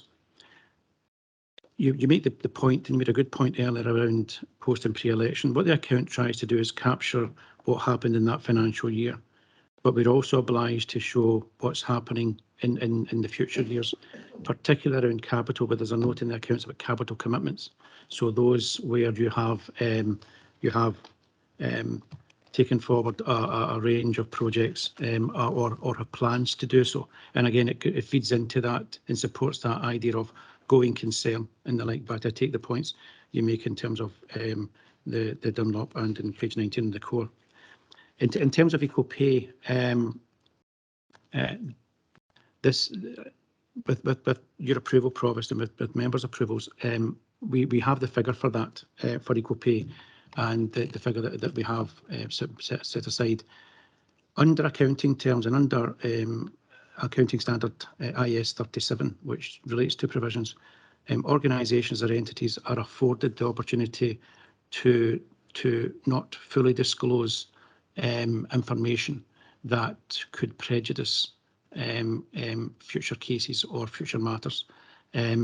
As a council, we have made use of the disclosure exemptions that are contained within IES 37 in respect of equal pay, and we have never shown publicly the value that we've set aside.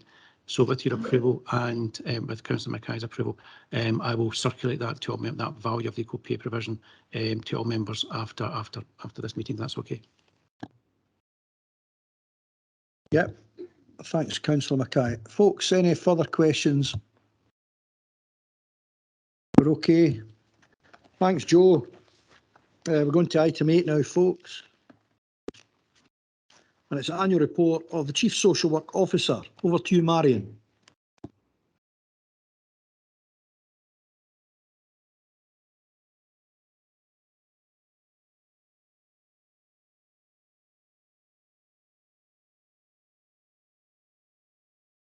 Is Marion cut out? Has she just stepped out there?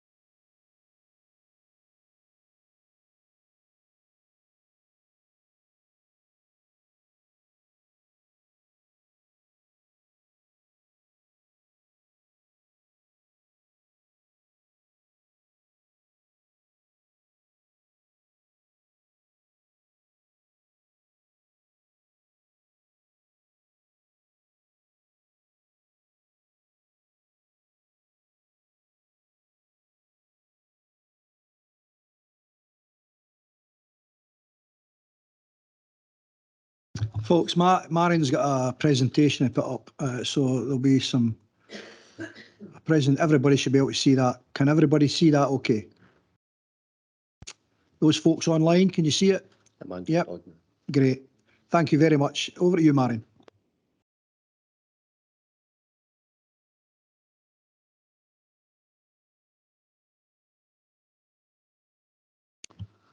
Thanks, Lynn. Good morning, members and Provost. It gives me great pleasure to introduce and present to you the annual Chief Social Work Officer report for 2021-22. This initial slide simply shares some really nice and positive images of people who deliver services, but also those who we've supported over the last year. This year's report is very much seen through the lens of the pandemic and how social work and social care services have responded to and met the needs of people, and now how we see the green shoots of recovery and renew and the opportunities that brings. As your Chief Social Work Officer, I'm immensely proud of the way in which social work and social care services continues to respond to the challenges faced over the course of the last year. I believe that our services have responded with speed, agility, creativity, courage, but above all with kindness and compassion and an enduring desire to ensure that people in our communities are well looked after and protected. I hope the following presentation illustrates some of this. I am actually conscious that you have a large agenda today, and I've contributed about 50 pages to that, so apologies for that. But I'll endeavour to run through the presentation fairly quickly and allow for some questions at the end. If we move on to the next slide, that'd be lovely. This slide just highlights that there's a requirement upon me to publish an annual Chief Social Work Officer report which has a focus on leadership, professional standards, values and an oversight of practice. The report presented to you today relates to specific areas around decision making and practice that I as Chief Social Work Officer have responsibility for in terms of oversight. I hope the report does justice to the work of those who deliver on a day in, day out basis social work services to people in East Ayrshire. I hope I have achieved a balance of celebrating success and positive stories and outcomes with a need to continue to learn, develop and evolve as we look to the future. Outlined in the report are a wide range of activities, initiatives and developments that have been delivered over the course of the past year. The report structure is provided by the Office of the Chief Social Work Advisor to the Scottish Government. Indeed, following Council today, the report will be forwarded on to Government in fulfilment of our duties to publish an annual report. Thereafter, a summary will be developed of all 32 Chief Social Work Officer reports, which will be shared. If we move on to the next slide. This next slide covers the scope of governance and accountability undertaken by the Chief Social Work Officer. As you can see, the role is set out in statute and a range of responsibilities follow as a consequence, and each local authority must appoint a Chief Social Work Officer. As your Chief Social Work Officer, it's incumbent upon me to provide professional social work leadership and advice, take responsibility for an oversight of social work and social care practice, governance, professional values and standards. I am acutely aware that this is a privileged position in terms of the influence that comes with it. There is responsibility for delivery of statutory functions, such as those delivered by mental health officers and delivered by social workers. There is a responsibility for social work governance and organisational governance. We move on to the next slide. This next slide provides some overview of performance over the past year. As noted in the slide, the information we gather in order to gauge quality of performance is aligned with local and national priorities and indicators. And looking at performance data, I'm mindful that this is just a snapshot of some aspects of service delivery within the context of the pandemic and our gradual recovery from it. So more detail is outlined within the bigger report. It is important that we strive to keep the promise that we consider how services have supported our children and young people. You will see that 51 children have experienced 3 moves of placement or more, which is actually a reduction from 57 the previous year and continues a reducing trend. From my perspective, this number is still too high, but represents a move in the right direction in achieving stability and long-lasting living arrangements for the children in our care. Our justice services were severely affected by the restrictions, with the courts operating in a hybrid way. Performance and submission of justice social work reports to the courts remained high. Indeed, we improved slightly our performance over the last year. We know the importance of for individuals in submitting reports in a timely manner, as failure to do so can cause unnecessary and unavoidable delay and stress to not just the person that's subject of the report, but also the victim in terms of justice being achieved. We see the courts increasingly using unpaid work as a disposal following conviction, and anticipate that as the courts recover, our numbers of unpaid work orders will also increase. Again, performance in this area has been very good. An area of practice where East Ayrshire has consistently performed exceptionally well is in preventing delayed discharge from hospital. We have seen this figure increase over the last year, and this is simply reflective of the whole system pressures experienced as a result of the continuing impact of the pandemic. Further analysis of this data, however, highlights that any delays have been incredibly short, and some only a matter of days. Whilst this is disappointing, we continue and remain one, if not the best performing area in the country in relation to managing people's timely transitions back to their normal place of residence. We are proud of our personal carer workforce and have sought to develop our support to them. There has been a slight, this indicator notes that there has been a slight reduction in the number of personal carers qualified to the Scottish Social Care Services Care Standard. This is due to limited opportunity, primarily due to the pandemic, but also the recruitment of new staff into the service. However, as a result of our best value service review, we have developed our social care learning hub, and we know that this will have a really positive impact in terms of supporting our personal carers develop and meet this standard, but also create opportunities for career progression for them. Members will be aware that most people want to remain living in their own home as long as is possible. With the investment in care at home and other services, we strive to do this whenever it is what the person wants and it is safe for them to do so. So you'll see that in this indicator, the balance of care that we've achieved for residents aged over the age of 65 is very positive, with nearly 98% remaining living in their own home. If we move to the next slide, I think it's important to note that while statistics, reporting measures, performance indicators, etc., illustrate some aspects of performance, it only tells part of the story. What's much more important is the voice of people and how they have experienced social work and social care in their lives. That's much more powerful. I hope this slide brings some colour to the positive impact that social work and social care has. Over the last year, we've placed in their forever families 5 children and approved a further 3 families for adoption. We know for children that can never return to their parents that adoption is the best possible outcome that we can achieve. Whilst this is positive, we still struggle to find forever families for older children and larger groups of brothers and sisters, usually 3 or more. Again, we strive to keep the promise, and this is an area of ongoing work and focus for us. For those children that do remain in our care, we strive to make their life experiences the best that it can be. An image on this slide illustrates the work done on redeveloping one of the gardens in our children's houses.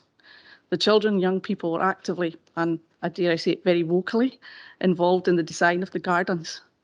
The design that you see there is both influenced by children, but also trauma-informed, trauma-aware practice.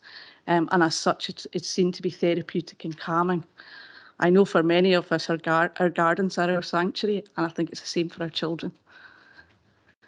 Moving on, the Justice Unpaid Work team work with people where the courts have sentenced them to a community payback order with a requirement to undertake unpaid work. This can be for anything from 20 to 300 hours. The purpose of this is reparation and payback to the community. And there's a nice quote from someone who accessed this service noting, "We are so grateful again for our friends in East Ayrshire Unpaid Work Service for their continued support and hard work, helping us to improve and maintain our buildings and grounds at both the Well and Howard Centre." The unpaid team are open to any and all requests for support to the community. There are some restrictions, but mainly it's about not taking the job away from anyone else. If we manage to meet that restriction, we're really open to how we can work creatively and differently to the benefit of our communities.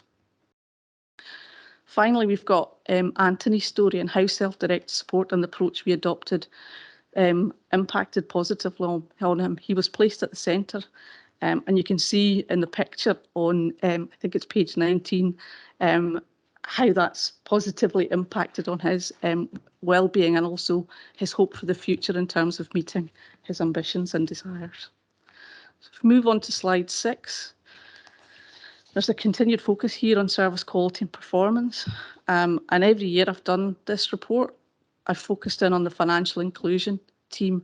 They always warrant a mention, and this year is no different. We see there they've generated £3.4 million in revenue for the people, financial gains for people in East Ayrshire, and cumulatively since 2013, nearly just over £35 million. That's a phenomenal number when you look at it. I think we have to recognise that given the ongoing challenges to our communities that they're facing as a consequence of the cost of living crisis, the value of this team it grows and grows each year, and I think the impact that they've had speaks for itself. We know in East Ayrshire we have a real challenge with drug use and drug-related deaths. So in addition to building on the distribution of naloxone, last year we distributed over 1,000 kits, beg your pardon. We've developed our approach to naloxone champions, some of whom are pictured there.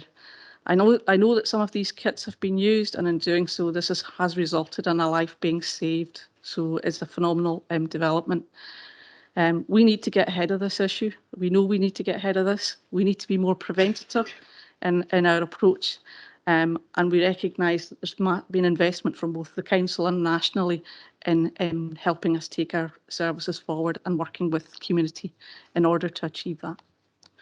One of the most significant developments for many years was the publication of the Promise, which challenges us all to think, act and plan differently when it comes to supporting the children in our care, but also the children and families who are just about to experience challenge, so those folk in communities who are struggling.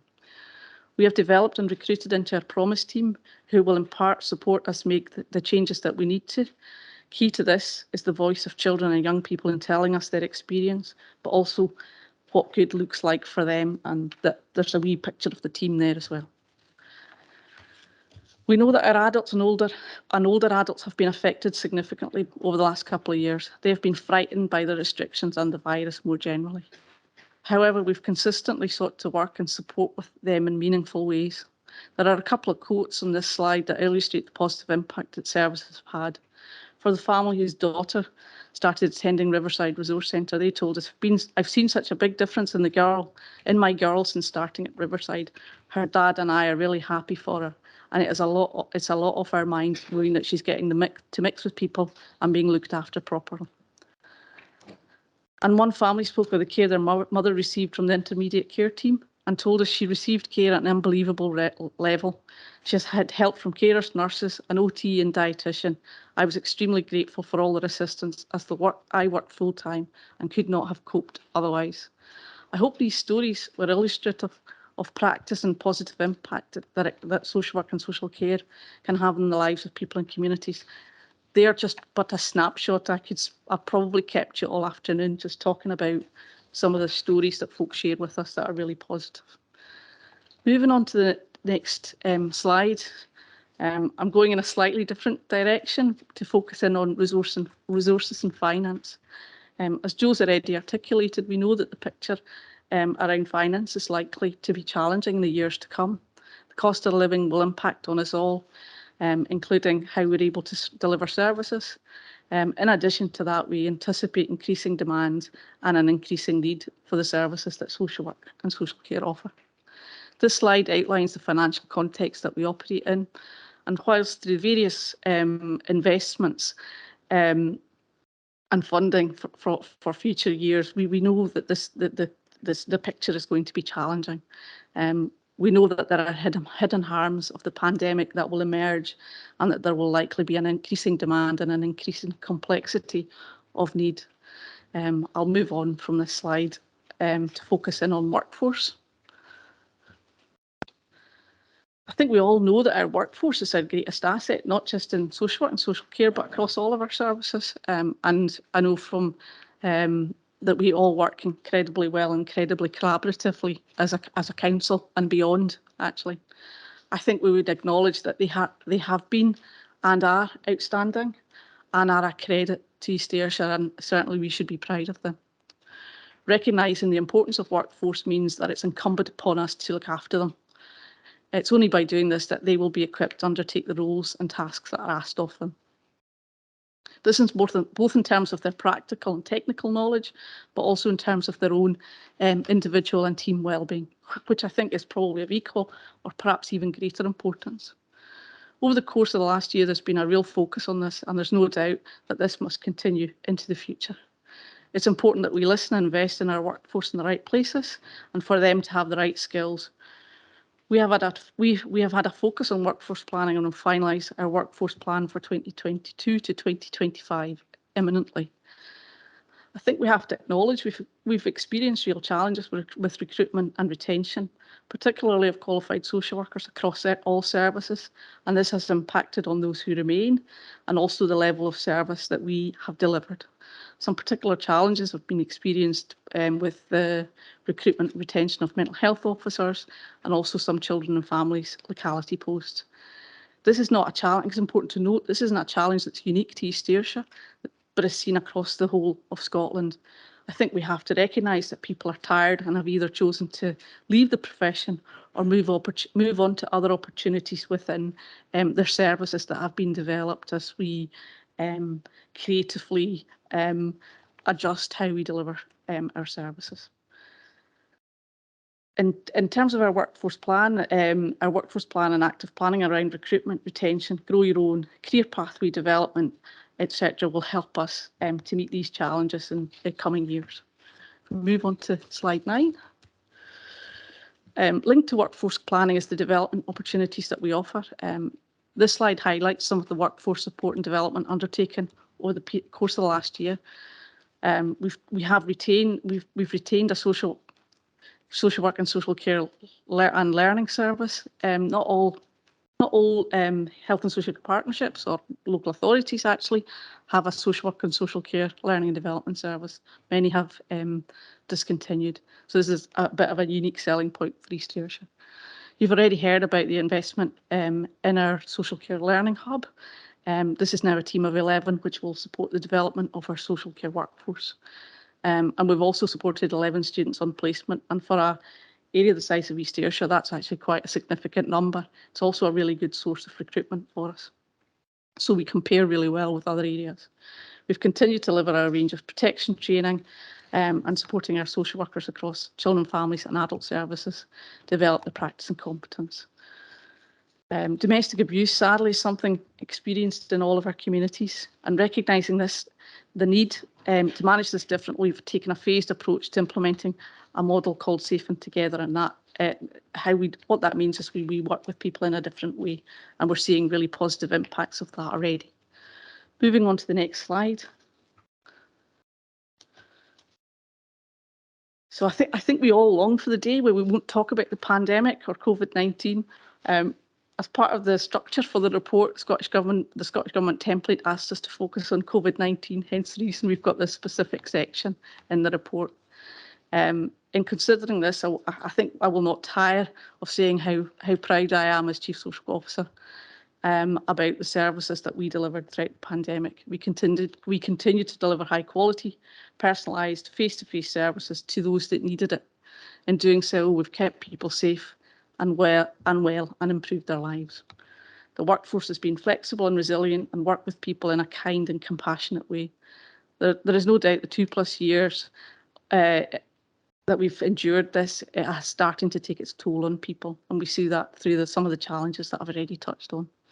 However, over the past year and in challenging circumstances, we've provided care at home to over 1,800 people. Out of our social work team have delivered vital supports, handling over 2,600 calls for East Ayrshire residents. We've delivered a range of day opportunities in a flexible way, and our public protection and learning team have continued to oversee and deliver public protection activity. We move on to the next slide, please. You'll be pleased to know this is the last slide, which turns to looking to the future and what our focus might be for the coming year.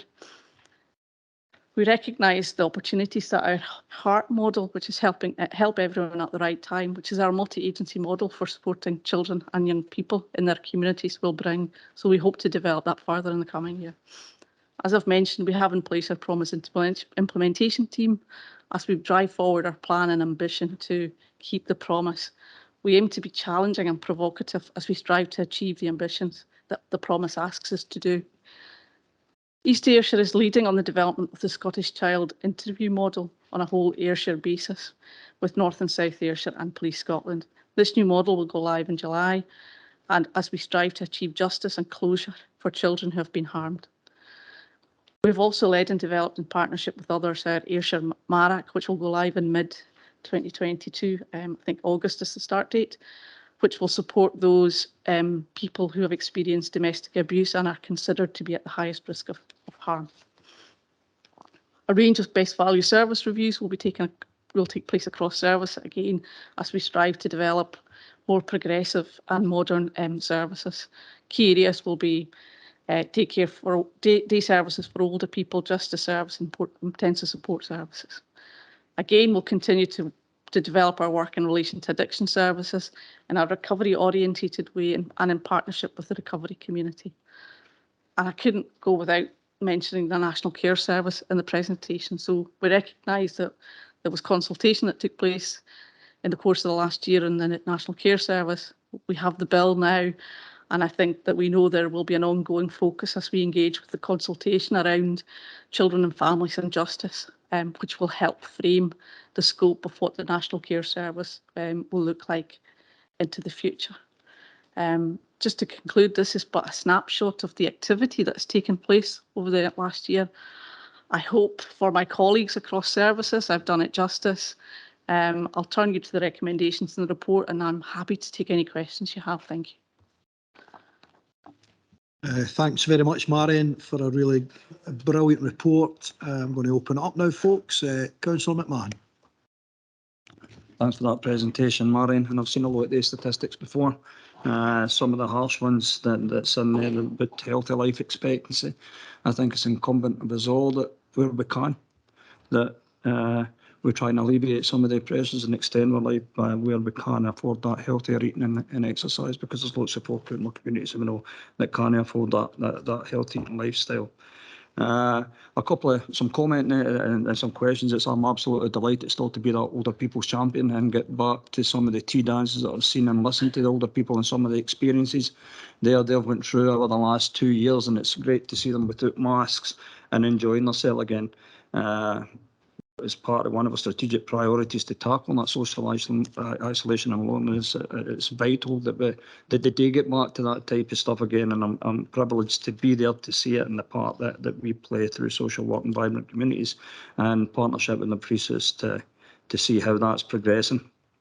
Again, some of the work that's coming out of COVID again with the learning disability awareness raising week that we had last week, and working with the guys again, getting back hands on, has seen the invaluable work that we're doing there, promoting that, the disability bikes or through that stuff is great. A couple of questions, Marion. One would be around about, I know we're going to look after our staff when we get them, but you mentioned the troubles we have right across, and it's right across every sector. I'm aware of that, with that amazing statistic that we're 1.3 million vacant posts in the UK now. Once we get the staff, we can look after them, but it's how do we attract them? What we're doing different? I mean, we saw the adverts on the TV for North Ayrshire trying to attract staff, and it's not just across the public sector. I know the private sector are going through the same experiences, but what we doing different to attract them? But one of the questions I asked you, and picking up on another point that you have in the paper, we're expecting an increase in dementia about 12.5% over the term. What we're doing when we're working with housing to make it more friendlier for people with dementia, not just in housing, but right across our authority as well. Thanks very much for those questions and comments. In relation to recruitment into East Ayrshire, there's lots that we're doing. We're engaging with our colleagues who have got real expertise around communication. So Lynn's team and our own folk around putting out some really good engaging ads. But more than that, we know that when we do things like greeting evenings and so I can't think of a better way of describing that, meet and greet sessions, that folk are actually sold on the passion that we have for supporting our communities. Obviously we use social media. There's a couple of things that are quite unique to East Ayrshire that support in terms of recruitment. One is our newly qualified social work induction programme. We have a first year supported for newly qualified social workers, which we've had in since 2013 and has developed and grown over that period and is recognised as being really attractive. So we really attract newly qualified social workers as a consequence of that. Our models around our new children's model is attracting some people to come back actually into East Ayrshire. So there's a lot that we're doing in terms of making East Ayrshire unique. So we have to be different from other local authorities to be attractive. Our social care learning hub is different and it's attractive, and the offer there is significant in terms of not just the training and development that people need for undertaking the social care role, but also the opportunities around career pathway and development. We've set up a board to look at recruitment, retention, career pathways. So we're looking to develop our Grow Your Own programme for social workers, and there'll be an opportunity, I think, to test that out later on this year. And there's so much actually that we're doing to try and make us a real destination of choice in terms of employment. One of the things that we did pre-pandemic, which we're hoping to regain some traction on, is engaging with the universities and linking in with the universities and getting into the hearts and minds of folk before they're even completed their training. So quite a lot in relation to that. Hope that answers that question. In terms of your second point around dementia, sadly the figures for dementia are not heartening, and that we're going to need to be supporting more people in our communities. And we'll be doing that in collaboration with our colleagues across other services around how best do we keep people at home, because how do we keep people well? So looking at those early indicators around health and well-being, so much more upstream. If someone's on a trajectory to dementia, sadly we can't change that just now, but if we get in much earlier around lifestyle choices, etc., that we know that can impact in terms of that. So there's early intervention, prevention, but there's also supporting people to stay in their own home, working with Blair and colleagues in housing around how we can develop those dementia-friendly accommodation, but also a recruitment to our care at home staff to support people remaining in their own homes.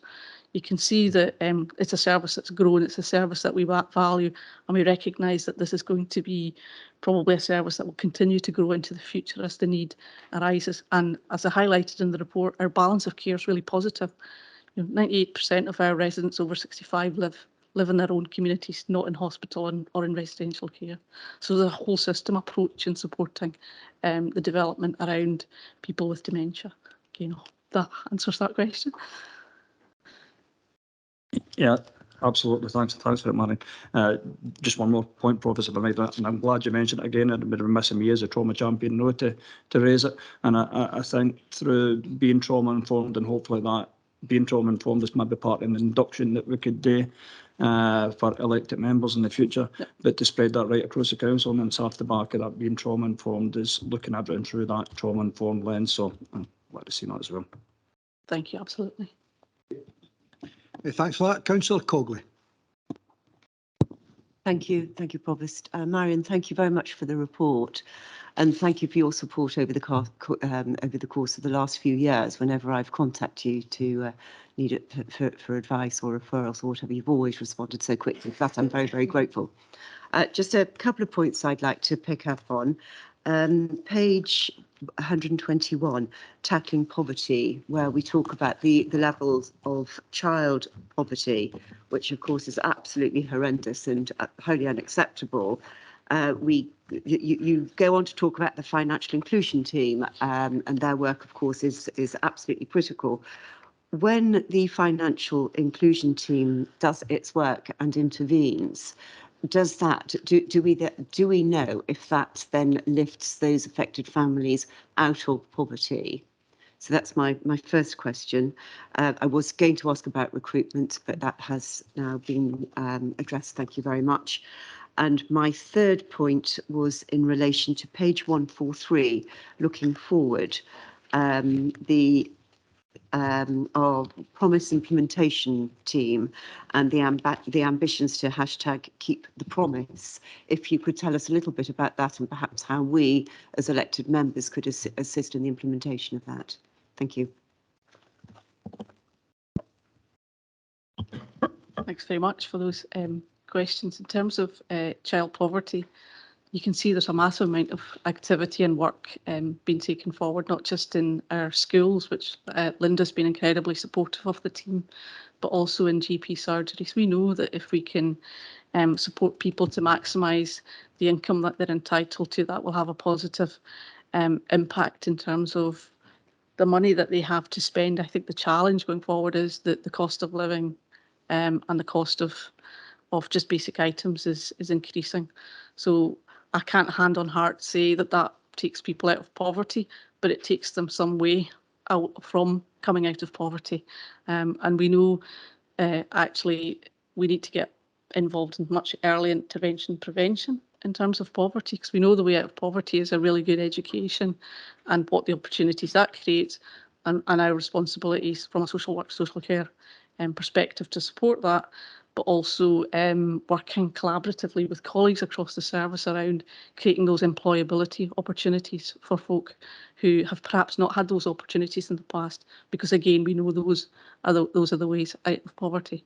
Now, you might regret asking me about the promise, because we're really passionate about the promise in social work, social care. The promise is a document that was published in 2020, sadly, just before the first lockdown, so it got a little bit lost in that.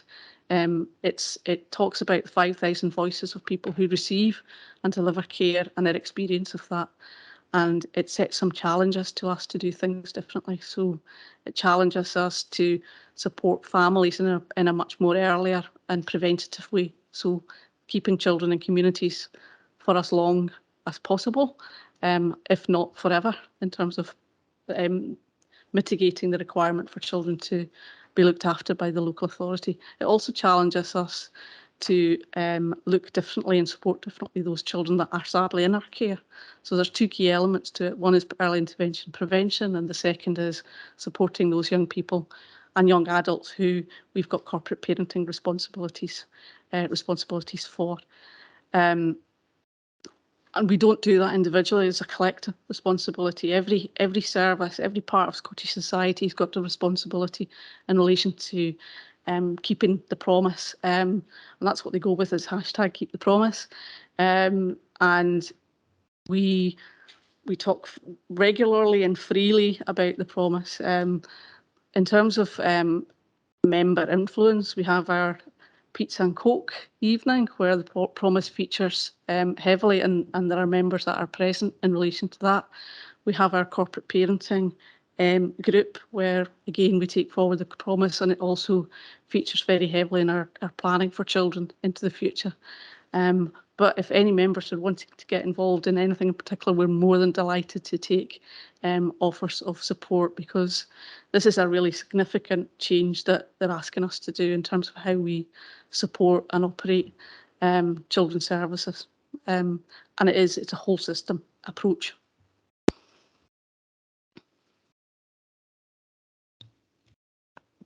Can I just come back in? Thank you very much for that, and I don't regret asking you about hashtag keep the promise, and look forward to working further with you. Thank you. Thanks, Sally. Thanks, Mary. Councillor Mackay. Thank you very much, Marion. Thank you for an excellent report, Marion, and I want you to know just how much completely you and your staff and all that you do across East Ayrshire are valued by each and every one of us. I'm quite sure I can say that, Provost. We are at a very challenging time. You have raised it within your report. You've made comment on it again, Marion. And I think over this period of time, we know that focusing on the National Care Service and the proposed changes that will mean for us be a significant part of our work. And I am on that basis particularly pleased that you have highlighted so strongly within your report the amount of training that we undertake and what a joy that is to be able to still have that within East Ayrshire, and how we have actually got a highly educated and highly trained workforce, and also to underline the achievement that we have made consistently, even across the pandemic, in terms of delayed discharge. These are very much part and parcel of what we have been used, and our residents across East Ayrshire have been used to having as part of the service that we provide. And I think it is incumbent on all of us, as we move forward and discuss changes to the National Care Service, that we ensure that what we currently have is at least delivered and continued to be delivered, if not bettered, as we go forward in the future. Thank you. No, thank you. Agree. Members, any further questions to Marion? Sorry, Eddie, yeah. Members, just to add to, to Marion, and obviously to my thanks for the work that continues on, within the partnership. We often talk and we see statistics around delayed hospital discharge. For a council, I think what might be more significant for us is around our legal duty in terms of providing assessments and care in the community. So alongside the hospital discharge figures, I also see every, week, the number of people waiting for a social work assessment in the community and the number of people waiting for a social care service in the community. And every week we see East Ayrshire coming out with the lowest number per capita of people waiting on a social work assessment and the lowest number of people waiting on a social care assessment. And that feeds right back into that cycle about less people then get into hospital, then less people then needing to be discharged. And it really does emphasise, and I'm not going to go off on one about the National Care Service, it really does emphasise the need for continued joined up services across local government services to support the wellbeing of our communities. Thanks, Eddie. Marion, if you just pass on our thanks to all the team, because we know that our authority, our social workers carried on working with home visits all through the pandemic, and what a difference that made to people's lives. And you touched on visiting some of the brilliant activities that are going on. I know that me and Jim do that all the time. Excuse me, but I'd like to thank our officers, Jamie, John and Robert, because if I was going somewhere with a chain on, if time permitted, we would leave early and I'd buy biscuits and we'd get into an old folks' home and play dominoes and cards with the old folk. We had a great time doing it. And I would advise, as Jim alluded to, advise all members, if you get an opportunity, go to the tea dances, go to any of the organisations that provide services to our folk, our special folk that we love in our communities. Please go and give your support. You'll have a great time, and it's great to sit and talk to some of the old buddies and telling you about their lives. It's fascinating. Jim. Thanks, and just to finish with, Provost, just for the newly elected members that's not here, and me being the older people spokesperson, just to make you clear what that category and age category comes into. Once you hit 50, you come into the category of an older person, so if you need my services, you know where I am. Right, thanks, Marion. Thanks very much, members. That was a brilliant report. I hope we can help Marion's team. Everybody, please do their bit. And I'm going to ask for a wee recess at the moment, and I'll ask if we can come back about 22, make it 22. Is that okay with folks? Oh, sorry, Maureen. Yep. I was going to push our older persons champion to say, and what is the age for the much older, really old people's champion? Well, we used to have the father of the house, Gordon, and he's really missed, but he was the older champion. Is that okay, folks? 22. We'll reconvene. Thank you.